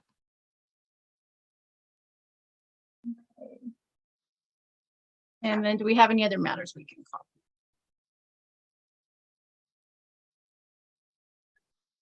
Yeah, I believe Chang matter. I don't know who represents that one. Okay. Mr. Grass is present on number 4 on the calendar, Wen Chang, and this is 3A024 2402. And good afternoon, Your Honor. Paul Grass from Ms. Chang. I'm appearing in 3.4. We have submitted a waiver. It is similarly digitally signed, but it's her actual signature on a digital device. I hope that's sufficient as well. I'm asking to carry this out to a disposition date. We do have an offer already on this matter that my client is considering, and I believe she will accept that or something very close to that. I have some issues I was trying to get through with Mr. Lord, but there's been some difficulty in communication through the platform. So hopefully that'll be resolved by then. Okay. And what are the dates we're proposing? And yeah, the dates are August 22nd, 2023 for pretrial, jury trial on 10/16/2023, and time for trials at 11/20/2023. Okay. All right. And you're in agreement with the 822 for potential disposition at pretrial? Yes, Your Honor. Okay. All right. Then with that speedy trial waiver, I'll go ahead and continue the matter to August 27th on the pretrial with a new expiration date of November 20th and jury trial at this point set for 10/16. Thank you, Your Honor. Appreciate it. All right. Thank you. Thanks. Thank you, Mr. Lord. Appreciate it. Yeah, I think that's all we have for now. I can't get Mr. Ashbach. Are you around? No. I guess we need a little bit of time. And similarly, do we address Ms. Keys's matter? This is good. Yeah. And I see Ms. Keys is present on Zoom, and Ms. Keys, if you can go ahead and unmute. And this is a similar situation. You know, we are pending out of custody competency evaluations in this matter. I'm not sure how the court wants to handle the paperwork. I can fill out an order to appear, or given that we obviously aren't waiving speedy trial. We would just need an order, somebody to provide an order with a new date. And just for the record, these are numbers 8 and 9 on the calendar, and their CAS numbers 22-000075 and 76. And Ms. Keys is present there on Zoom. And when are you proposing we set the next pretrial out to? Unfortunately, we had a situation where we did try and get her in for an evaluation over when we had some available in district court. We weren't able to make that happen. We are trying to get some a dedicated day for Bothell to maybe have a cluster of evaluations done. But as of right now, I would say probably at least 90 days. Hopefully we'd have some movement. I can certainly submit that order if I can do so without. Did we figure out how this was done with Miss Miranda's case, since the document does want us to put in date, time for trial? It looks like the online form requires time for trial. Mr. Lohr, how did you guys do that for Miss Miranda? I think they put the date, the 1/1/2000, and Madam Clerk will just cross it out or. Okay, then I'm happy to submit that, Your Honor. Go ahead, ma'am. What date would you like? You said about 90 days out. Do you have a date in particular you propose? Just looking at the calendar arbitrarily, we could do October 23rd. That'd be a Zoom calendar. And is that acceptable to the city? 1023 speedy trial continues to toll. Yes, Your Honor, 10/23. Okay. I'll get that document over to Mr. Lohr right now. So we'll set the Ms. Keys's matters over to 1023, and Ms. Keys, in the meantime, keep in touch with your attorney. Okay, they're really working on trying to get a date for the evaluation, so do keep in touch with them. Okay. Okay. All right. You're all set then for today, and you can go ahead and sign out of Zoom for today, and you're going to get a notice of this next hearing for 1023, but also keep in touch with your attorney because they're hoping to get a new evaluation date for you. I have a question. You said I'll get something in the mail regarding a hearing on 1023? Yeah, you'll be receiving it soon in the mail, and the next hearing date is going to be 1023. Yeah. Okay, I have down the next hearing date, excuse me, September 25th. Is this contradictory in some way? I'm questioning. I was given September 25th, and now you're saying October 23rd for a hearing. I don't have anything scheduled for September 25th. Ms. Pimentel, was there any discussion of that date? Not that I'm aware of. I picked that up from the previous attorney. That is You're saying October 23rd. I would like to end this and go on with my life. So help me God. We would all like for that to happen. The evaluations for folks out of custody have been very delayed, and that is a function of the state not having staffing and funding to do those evaluations. And so we're just waiting for that to happen.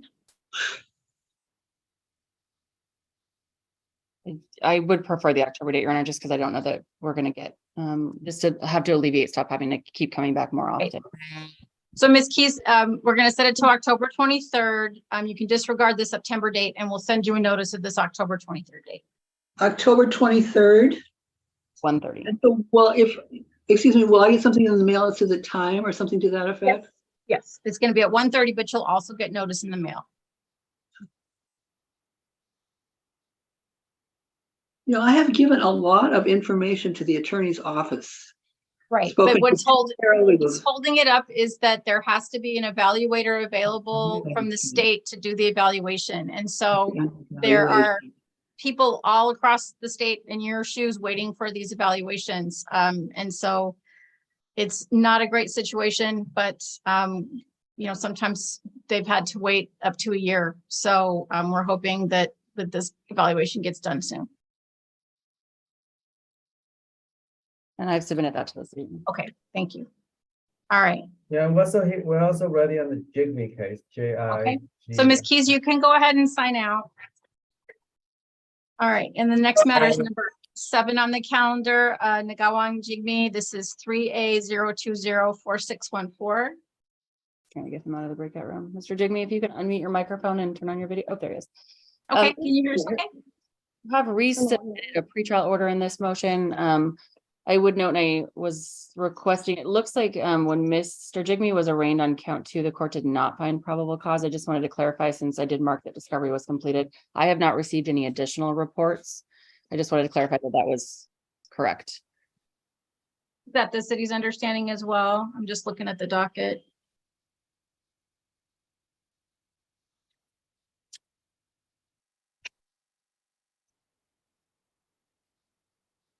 What we had previously, just for the city's purposes, what we previously received was a memo from the domestic violence coordinator for the city, but not an actual witness statement. And that's correct. We don't have a statement, a supplemental to the case. So just, I guess, submitting the pretrial order under the auspice that the court has not found probable cause on count 2. It indicate, yeah, on 6-6, the court reserved on that issue because all we had was that memo from the advocate. And that's fine with the city, Yana. We have probable cause on the harassment. Right, okay. All right, go ahead. Just set to the normal, it looks like right now, dates that had been already set were the September trial dates. So we're just requesting readiness on the 5th with trial the week of the 11th. Not noting any additional motions at this time. Readiness on September 5th, trial September 11th. The week of September 11th, correct? Right, expiration. I think it's 10:15. Expiration is 10:15, I'm sorry. And is discovery complete? With that, discovery is completed, yes. Okay. And no motions are being noted? No, not at this time. Okay, all right. Okay, we'll go ahead and confirm those dates. All right, so Mr. Jigme, keep in touch with your attorney. We've got a readiness hearing of September 5th with the actual jury trial set for the week of September the 11th, okay? Okay, so September 11th, that's when I have to show up on the court, right? That's the week of that, but on September 5th, you're gonna have a hearing that will let you know when and where to show up the following week. Okay. For the harassment case, or is this the? There are accounts, there's a count of harassment and a count of assault. They're both filed under the same case number. But the court did not find probable cause on the assault case, Mr. Jigme. So as of right now, it's moving forward on the harassment case. Actually, we're probably moving forward on the assault too. The city's just not supplementing any additional discovery. That's correct. And Mr. Lord, did you send them the pretrial? Oh, yes, you did. Okay. So the court should have the pretrial order as well. All right, so you're all set, Mr. Jigme. Keep in touch with your attorney, okay? Alrighty, thank you. Thank you. And Yana, we are ready on the Stefano case from the 1:30 calendar. Mr. Jepson's back. Oh, great, okay. Let's see, and that is the Stefano matter? Stefano. Right? Okay, Stefano, I'm sorry. Okay, this is number 13 on the 1:30 calendar. Damon Stefano, this is cause number 15919. And Your Honor, we're ready to continue this case for kind of a status. This is not a review case of the prosecution. If I could just interject, Mr. Stefano is he connected here? He's. Mr. Stefano, can you hear us? He was trying to connect.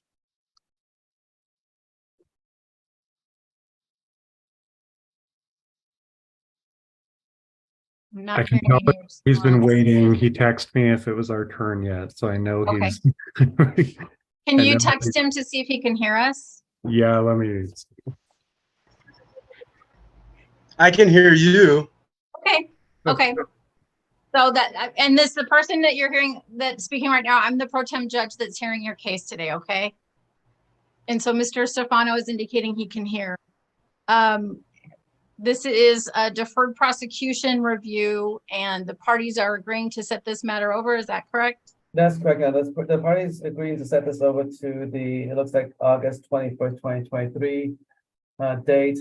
We do have an agreed order that is not ready yet. Maybe hopefully it'll be ready by the end of the day, Mr. Jepson. Yes, it will be. We were waiting for the probation to clear that his treatment out of state is in compliance with the treatment in state and that it will accept that. And we just got an answer this morning, so Mr. Jepson didn't have an opportunity to draft that document yet for the court to sign. But once the court signs that, I believe we we'll be able to, or we will request to strike that 8/21/2023 date. We just want to put it as a placeholder just in case things fall apart between now and whenever the order is signed. Okay,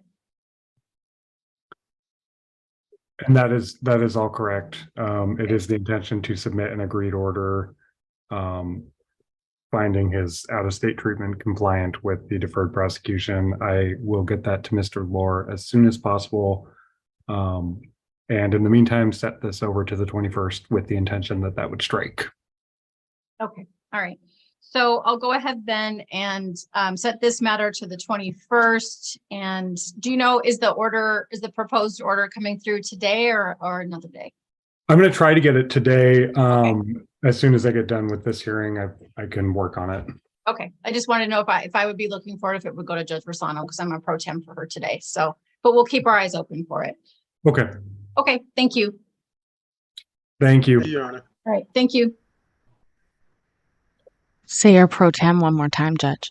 Yeah, I believe that's all the cases that I have that are ready. Oh, Mr. Ashback appeared. Yeah, hi, Soda, can I go in a breakout room with you, please? No. Can we take a break, Your Honor? Yes, we can be off the record. Does the court have Mr. Granberry's paperwork before we do that? Did we, so far I don't have Mr. Granberry having counsel. I think Mr. spoke with him as a friend of the court. If we can address Okay. before the court takes a recess. All right, before we recess, Mr. Granberry, can you go ahead and join us? Hello. Okay, can you hear us okay? Yeah. Okay, so this is the matter of Anthony Granberry. Mr. Granberry's case is 3A01-99977. This matter is set for pretrial on a charge of driving while suspended second. And he was previously instructed to submit the documents for public defense screening. So far, I don't see anybody appearing. So Mr. Granberry, what have you submitted the documents to screen for public defense? I thought I did. Do you want me to resend them? I don't show that they've been received by the court, Your Honor. Okay, yeah, so we would need to have those because the court hasn't, Madam Clerk has just checked and we don't have those. Okay. Should I do that now? Well, they would still need to be reviewed. I think that the public defender is appearing sort of as called a friend of the court. They're not appointed, but they are wanting to help you through this process administratively. It seems like you would probably need to continue this matter. And Mr. Boltinghouse, have you spoken with Mr. Granberry? I did, Your Honor. When I spoke with Mr. Granberry, he said that he had sent the documentation in. And assuming that he would likely qualify based on my conversation with him, I did assist as a friend of the court. I did review a speedy trial waiver. I'm sorry, guys. Are we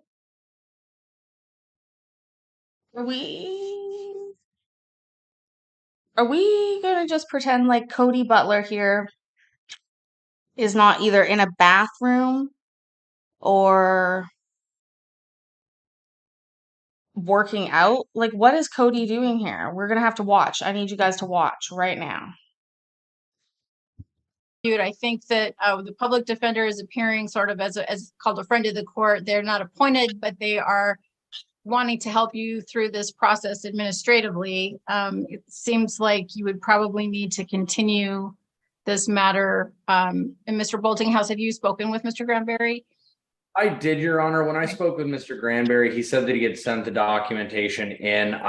And assuming that he would likely qualify based on my conversation with him, I did assist as a friend of the court. I did review a speedy trial waiver, did discuss a continuance with him, albeit for what would have been legal purposes at that point, not merely administrative for retaining counsel. Right. Okay. And does the city have an order? Did he receive an order? Hold on a second. There's a bunch that came through when we were talking just now. I got Miss Sweet, I got Miss Keys, and I got Miss Keys. And Your Honor, I did send one over. I was requesting the same date of August 28th for the video 130 setting with that waiver commencing on that same date, which would mean expiration as I believe November 26th. And time for trial date would then be October 16th. Okay. I think we need to get the proper paperwork. Okay. So if we receive that paperwork, I would approve that. So Mr. Granberry, if you could send the screening materials to the court again. We haven't received them, but I would authorize the continuance to 8/28 with the speedy. And Mr. Lohr, can you check again? Because I'd be surprised if it hasn't come through. I mean, I'm certainly happy to recomplete it, but.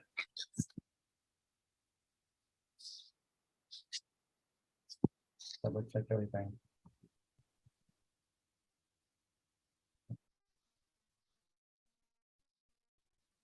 Yeah.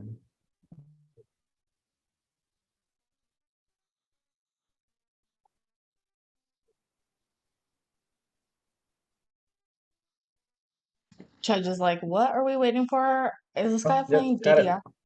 Perfect. Thought I was going crazy for just a second there. Got it. And I sign off on it. And yeah, this is a Mr. Granberry's case, 380199977. It's a defense motion to continue to the August 28th pre-trial with the 10/16/2023 jury trial, speedy expiration at 11/26/2023. And I am pushing it through now to fill out the date. Okay. Okay, and it's through. Okay. All right. So Mr. Granberry, in the meantime, follow through by sending those screening forms to the court. Okay. Okay. And I would, if I were you, I would, this is being set over about 6 weeks or so. So a couple of weeks before your hearing, contact the court to make sure the court has those so that we don't have to, waste time with another hearing where nothing much happens. Okay. Okay. Thank you. Sounds good. Thanks. All right. All right. Thanks, Mr. Boltinghouse. Appreciate it. No problem. Thank you, Judge, and have a good afternoon, sir. Yeah, and we're also ready on the suite matter. Miss Okay. Victoria Sweet is ready, cause number 3A04429112. Miss Kim is here. And yeah, this is a defense motion to continue to the August 28th pretrial with a jury trial on 10/16. Speedy expiration on 11/27. No objection from the city. Okay. All right. And I see that Ms. Sweet is present there on Zoom and Ms. Kim is also present on Zoom. Ms. Kim, are all those dates correct? Yes, Your Honor. Okay. All right. So we'll go ahead then. I'll grant that motion to continue to August 28th. That sets jury trial the week of 10/16 with the expiration of 11/27. And Ms. Sweet, just keep in touch with your attorney of, leading up to that next hearing, which is about 6 weeks from now. Okay. All Your right. Honor, Thank can I you. just make sure that she has that court date because she would, It's August the 28th. 1:30. 1:30? Yes. 1:30 on August the 28th. Okay, I'll write that down right now. Thank you. Okay. Thanks. All right. Thank you, Your Honor. Can I log off now? You can. You're all set. Okay. Thank you. All right, thanks. Bye. All right, Mr. Lohr, did you want to go off the record now, or did you have anything else? Let's see. We've got, That's all I have for now. I have Braden matter and 582 matter and Butler matter. right, that's all I have left. Okay. Okay. And I think I have Mr., more for than that. Mr. Walker's here on the Braden matter. Mr. Walker, have you submitted any waivers or continuance orders? Good afternoon, Your Honor. I'm just completing one and sending it to Mr. Lohr. And Okay. on Friday, I submitted a We don't care. 3.4 form signed by my client, and it Okay. should be in the court file. So just a few minutes. Sure. We'll be off the record, and then Mr. Lohr, you can just let us know. Off the record. Okay, we're back on record here and live streaming, and Well, hold on, Judge. I got to get rid of this. 10 o'clock calendar. So you can just be live stream. There you go. Case is ready, Mr. McClellan. Well, initially defer to Ms. Langley on any that she wants to call. We could probably go forward with Ms. Mishak's Madam Mishak, it looks like your client Sandra Ayala Rivera is present. Yes, Your Honor, we're ready on that. Okay, and Ms. Ayala Rivera is here. So we're at a pretrial. Ms. Mishak, what's the plan today? So Mr. McClellan and I have come to some resolution. We just need to work out the specifics and do the paperwork. So we're asking for a set over in this matter so we can enter into that disposition. I did submit a speedy trial waiver to the Thurston County District Court email a few minutes ago. So you should have that. So we've got an August 7th date set. Would things come together by then? Yeah, I think we can keep that August 7th date. Why don't we just keep that? Yeah, all right. We'll just keep that set and the trial date's set. We'll just keep everything set. But if we need to set things out, we've got the speedy trial waiver then. So Ms. Ayala Rivera, then have you got notice for August 7th at 10:30? Yes, Your Honor. Good. Okay. And you got the text message reminder we sent for today? Yes, Your Honor. All right. We'll keep giving you notice that way. And we'll just see you on August 7th with your attorney and see where we are on things then. All right. Thank you.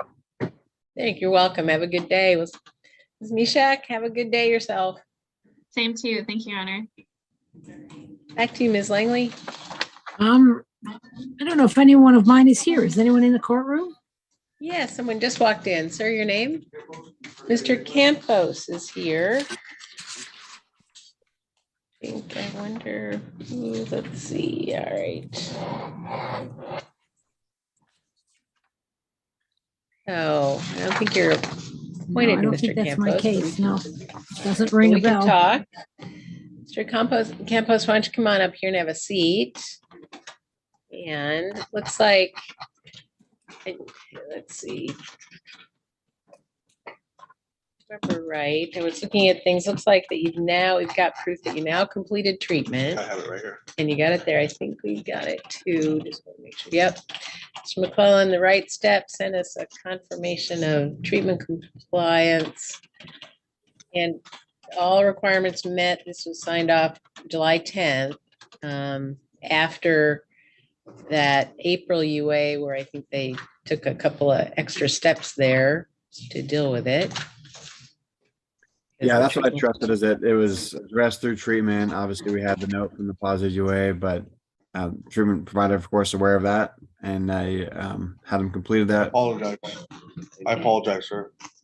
Well, it looks like they did an individual session with you, kind of redoubled some efforts, and then you did well for the next 2 to 3 months. I wasn't out partying. It was me and my wife's 25th anniversary. Yeah. I took her out to dinner and I had one glass of wine. I didn't, and it was one class I had left. I didn't think that they were going to test me, but they did. And that was the scenario, sir. So I the whole apologize to the point, court yeah. and you too about it. So they kind of schooled you up. Mr. McClellan? Yeah, city's not taking any action based on that. I trust that treatment provider addressed it appropriately. Hopefully that Mr. Campos still takes, even outside of treatment, understand the conditions that he's under going forward. I have a question. October of last year. Let's finish up. Okay, so first off, now that you got the UA, but you dealt with it with treatment, you got through treatment right. They said you met all the requirements. So the city's not asking to do anything about that, not to impose any punishment. So then going forward, you're still on probation through October of 24. Yes, So ma'am. October 24th of 2024. Yes, ma'am. You had a question? So when this first happened, I got a restraining order against my son. So I've been living at my mom's house since that happened. I've been paying rent there and paying my mortgage. What do I do steps to get back in my house? Because if I break that order, then I'm going to be in trouble. Yeah, you will be. So I was Well, wondering, the court can consider, we could set this for something, a hearing to consider that no contact order now that you've completed treatment. That's pretty persuasive. yeah, But what needs to happen is there has to be some, let's see, how old is he now? 17? Okay, so he's old enough to speak for himself. Okay. Okay, so he needs to be notified that we're considering that and see if there's anything he wants to say either in writing or in person.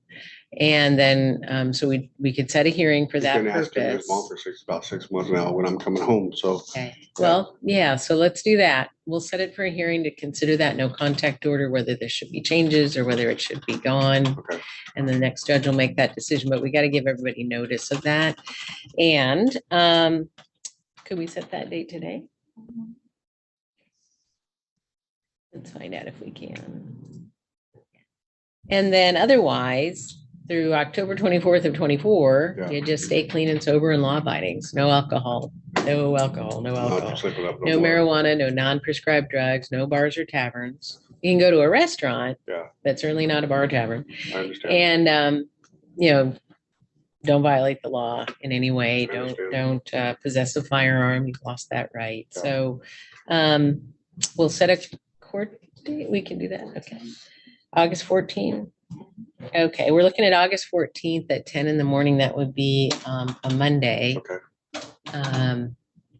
All right, so we'll hand you notice of that.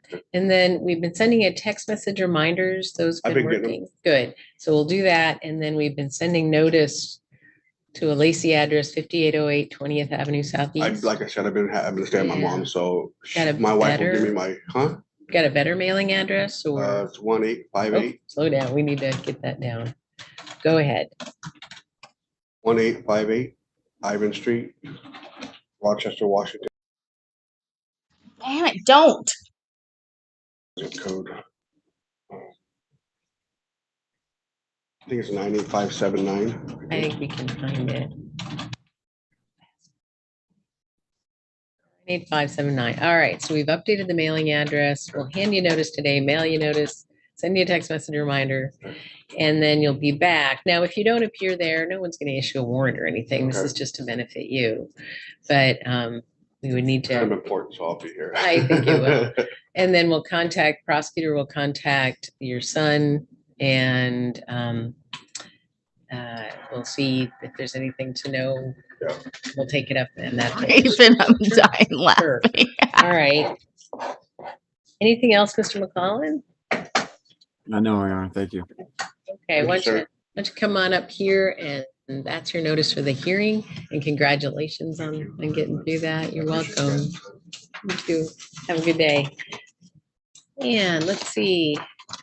Do I have something I can get documentation for? I was here today for work. Sure. Saying that What can we do? I had to show up before. What can we do for him?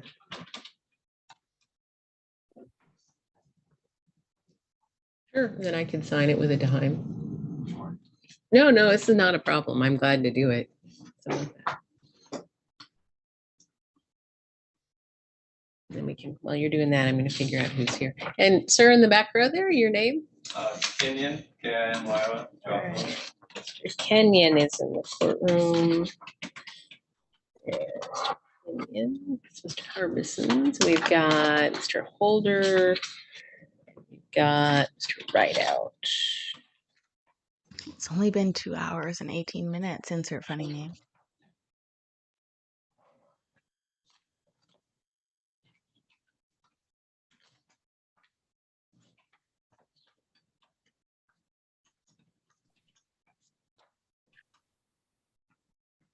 Those are rookie. Those are rookie numbers for me. You know that. We are done after this, and people in court's coming on after. I do have to skip some of this but I want to see what big clock, small head guy is dealing with. They're going to stay, and 90 days, but I have no objection to setting.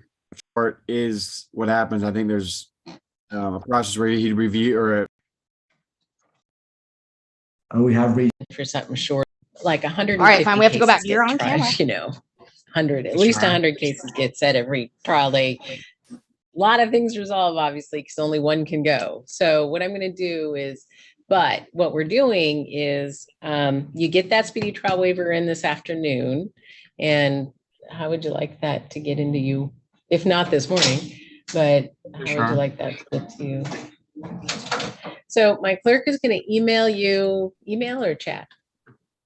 Chat the email. My clerk's gonna chat to you the email. We have lots of spaces open for by this afternoon, and then we'll cancel the court dates for next week. So, Mr. Kenyon, then your job is enjoy your family reunion, but stay clean and sober. No alcohol, no marijuana, no non-prescribed drugs, no bars or taverns. Don't drive unless you have a good license, insurance, ignition or lock device, all of that. And just stay, be back.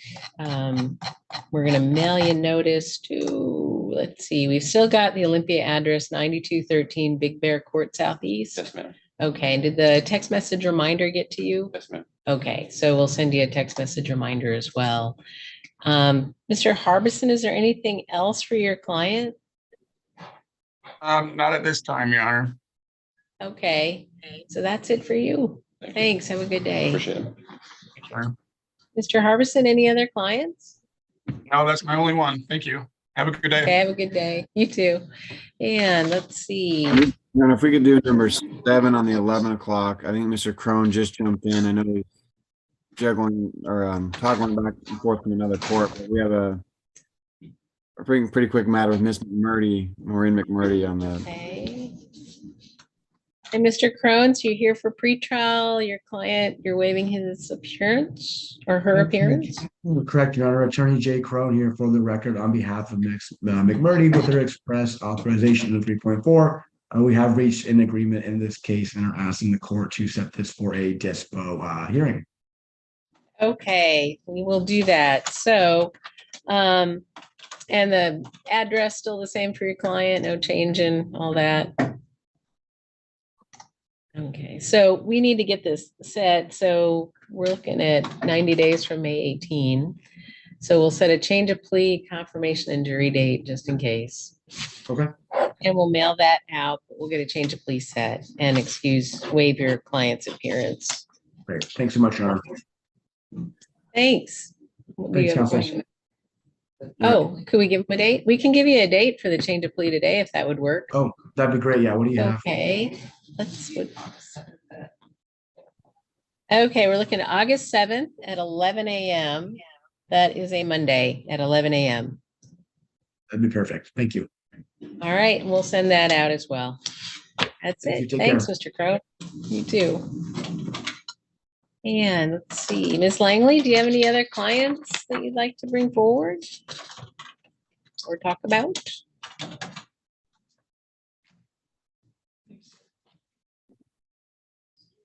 And Mr. Hoyden's on. I see him on at 11 o'clock. This is for a final hearing, I believe. Or on a Which SOC. case? Numbers 4 and 5, same cause number on the 11 o'clock, Joseph Hoyden. Ah, okay, Mr. Hoyden, you're here. Do you have an attorney with you or no? Not today, Your Honor. Can't hear you. What? Sorry, no, Your Honor, not today, I do not. Okay, so this is a probation issue. So Mr. McClellan, what's the issue? Well, and I think it's already been addressed. So there was a motion to revoke based on some speeding infraction. And I think maybe it was, I don't believe it was Your Honor, but there was a review. The city was making a revoke based on those traffic infractions, but the court did look at the SOC, and this was entered with an agreement prior to my involvement, but I think it said specifically no violations, including racing or of that nature. And so I think the court already made, my understanding is already kind of made a ruling that there was not really, didn't find any breach of that contract given the speeding and ticket without more information. So with that, we'd be at a final hearing without. Good. And so I think the agreement was to amend the too fast for conditions, RCW 4661-400. So the city would honor that agreement at this point and ask the court to enter that committed finding on that. Okay. And close the case? Yes. All right, so Mr. Holden, sounds like we've come to the end of that agreement that you made on that racing ticket from March of 2022. And so now I'm going to do just what your agreement was, amend the racing ticket away from a criminal case to an infraction that you were going too fast. And that'll go on your record. So RCW 4661-400. And then we're going to close the case. And that's it. You don't have any more obligations to Thurston County District Court. All right. Okay, thank you, Your Honor. All right. Have a good rest of your day. Okay, thank you very much. Thanks.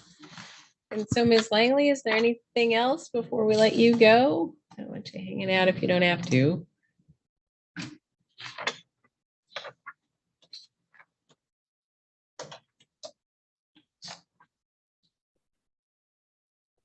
Ms. Langley, you there? I was hoping to finish up 10 o'clock so we could get you on your way. If there's anything to know.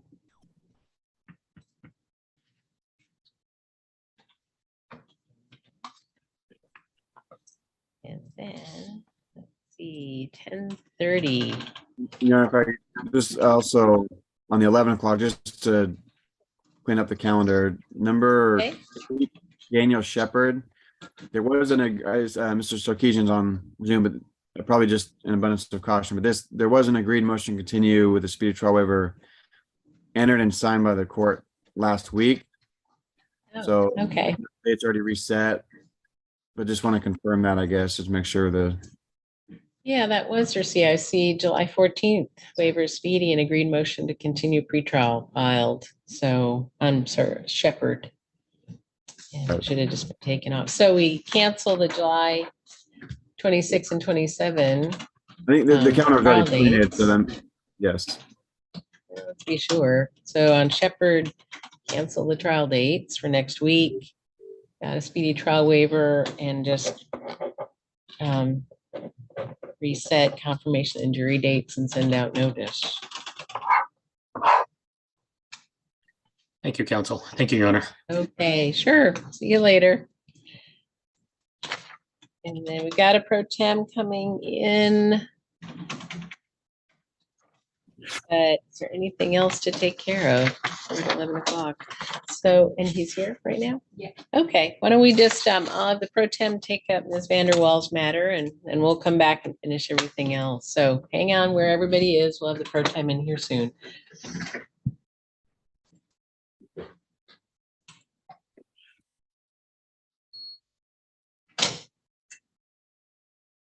Damn, the judge is leaving. Here's what's up, guys. Tonight, later on tonight, People in Court is coming on, and I posted a link in there. I'm going to post it again. Hold on. My lighting is dying. You know what that means. We must shift over. So, guys, I hope you've had a wonderful evening. We've been almost 2.5 hours, which is a little bit crazy. Hi, Tupac. Glad to see you. I'm gonna go over to People in Court and see what she is up to tonight. She always has good court. I've been begging her to let me into that hard drive of hers. Never mind, I'm just joking. Seriously, thank you guys for being here. Please go ahead and clock in for your shift by hitting that like button. If you didn't like the video, go ahead and send me a very descriptive email of exactly why, including timestamps, and I will take the time to respond to you. Guys, remember that tomorrow is a new day, which means there's new things to see and new people to be. So remember that I'm proud of you, I love you, and I will see you tomorrow. Bye.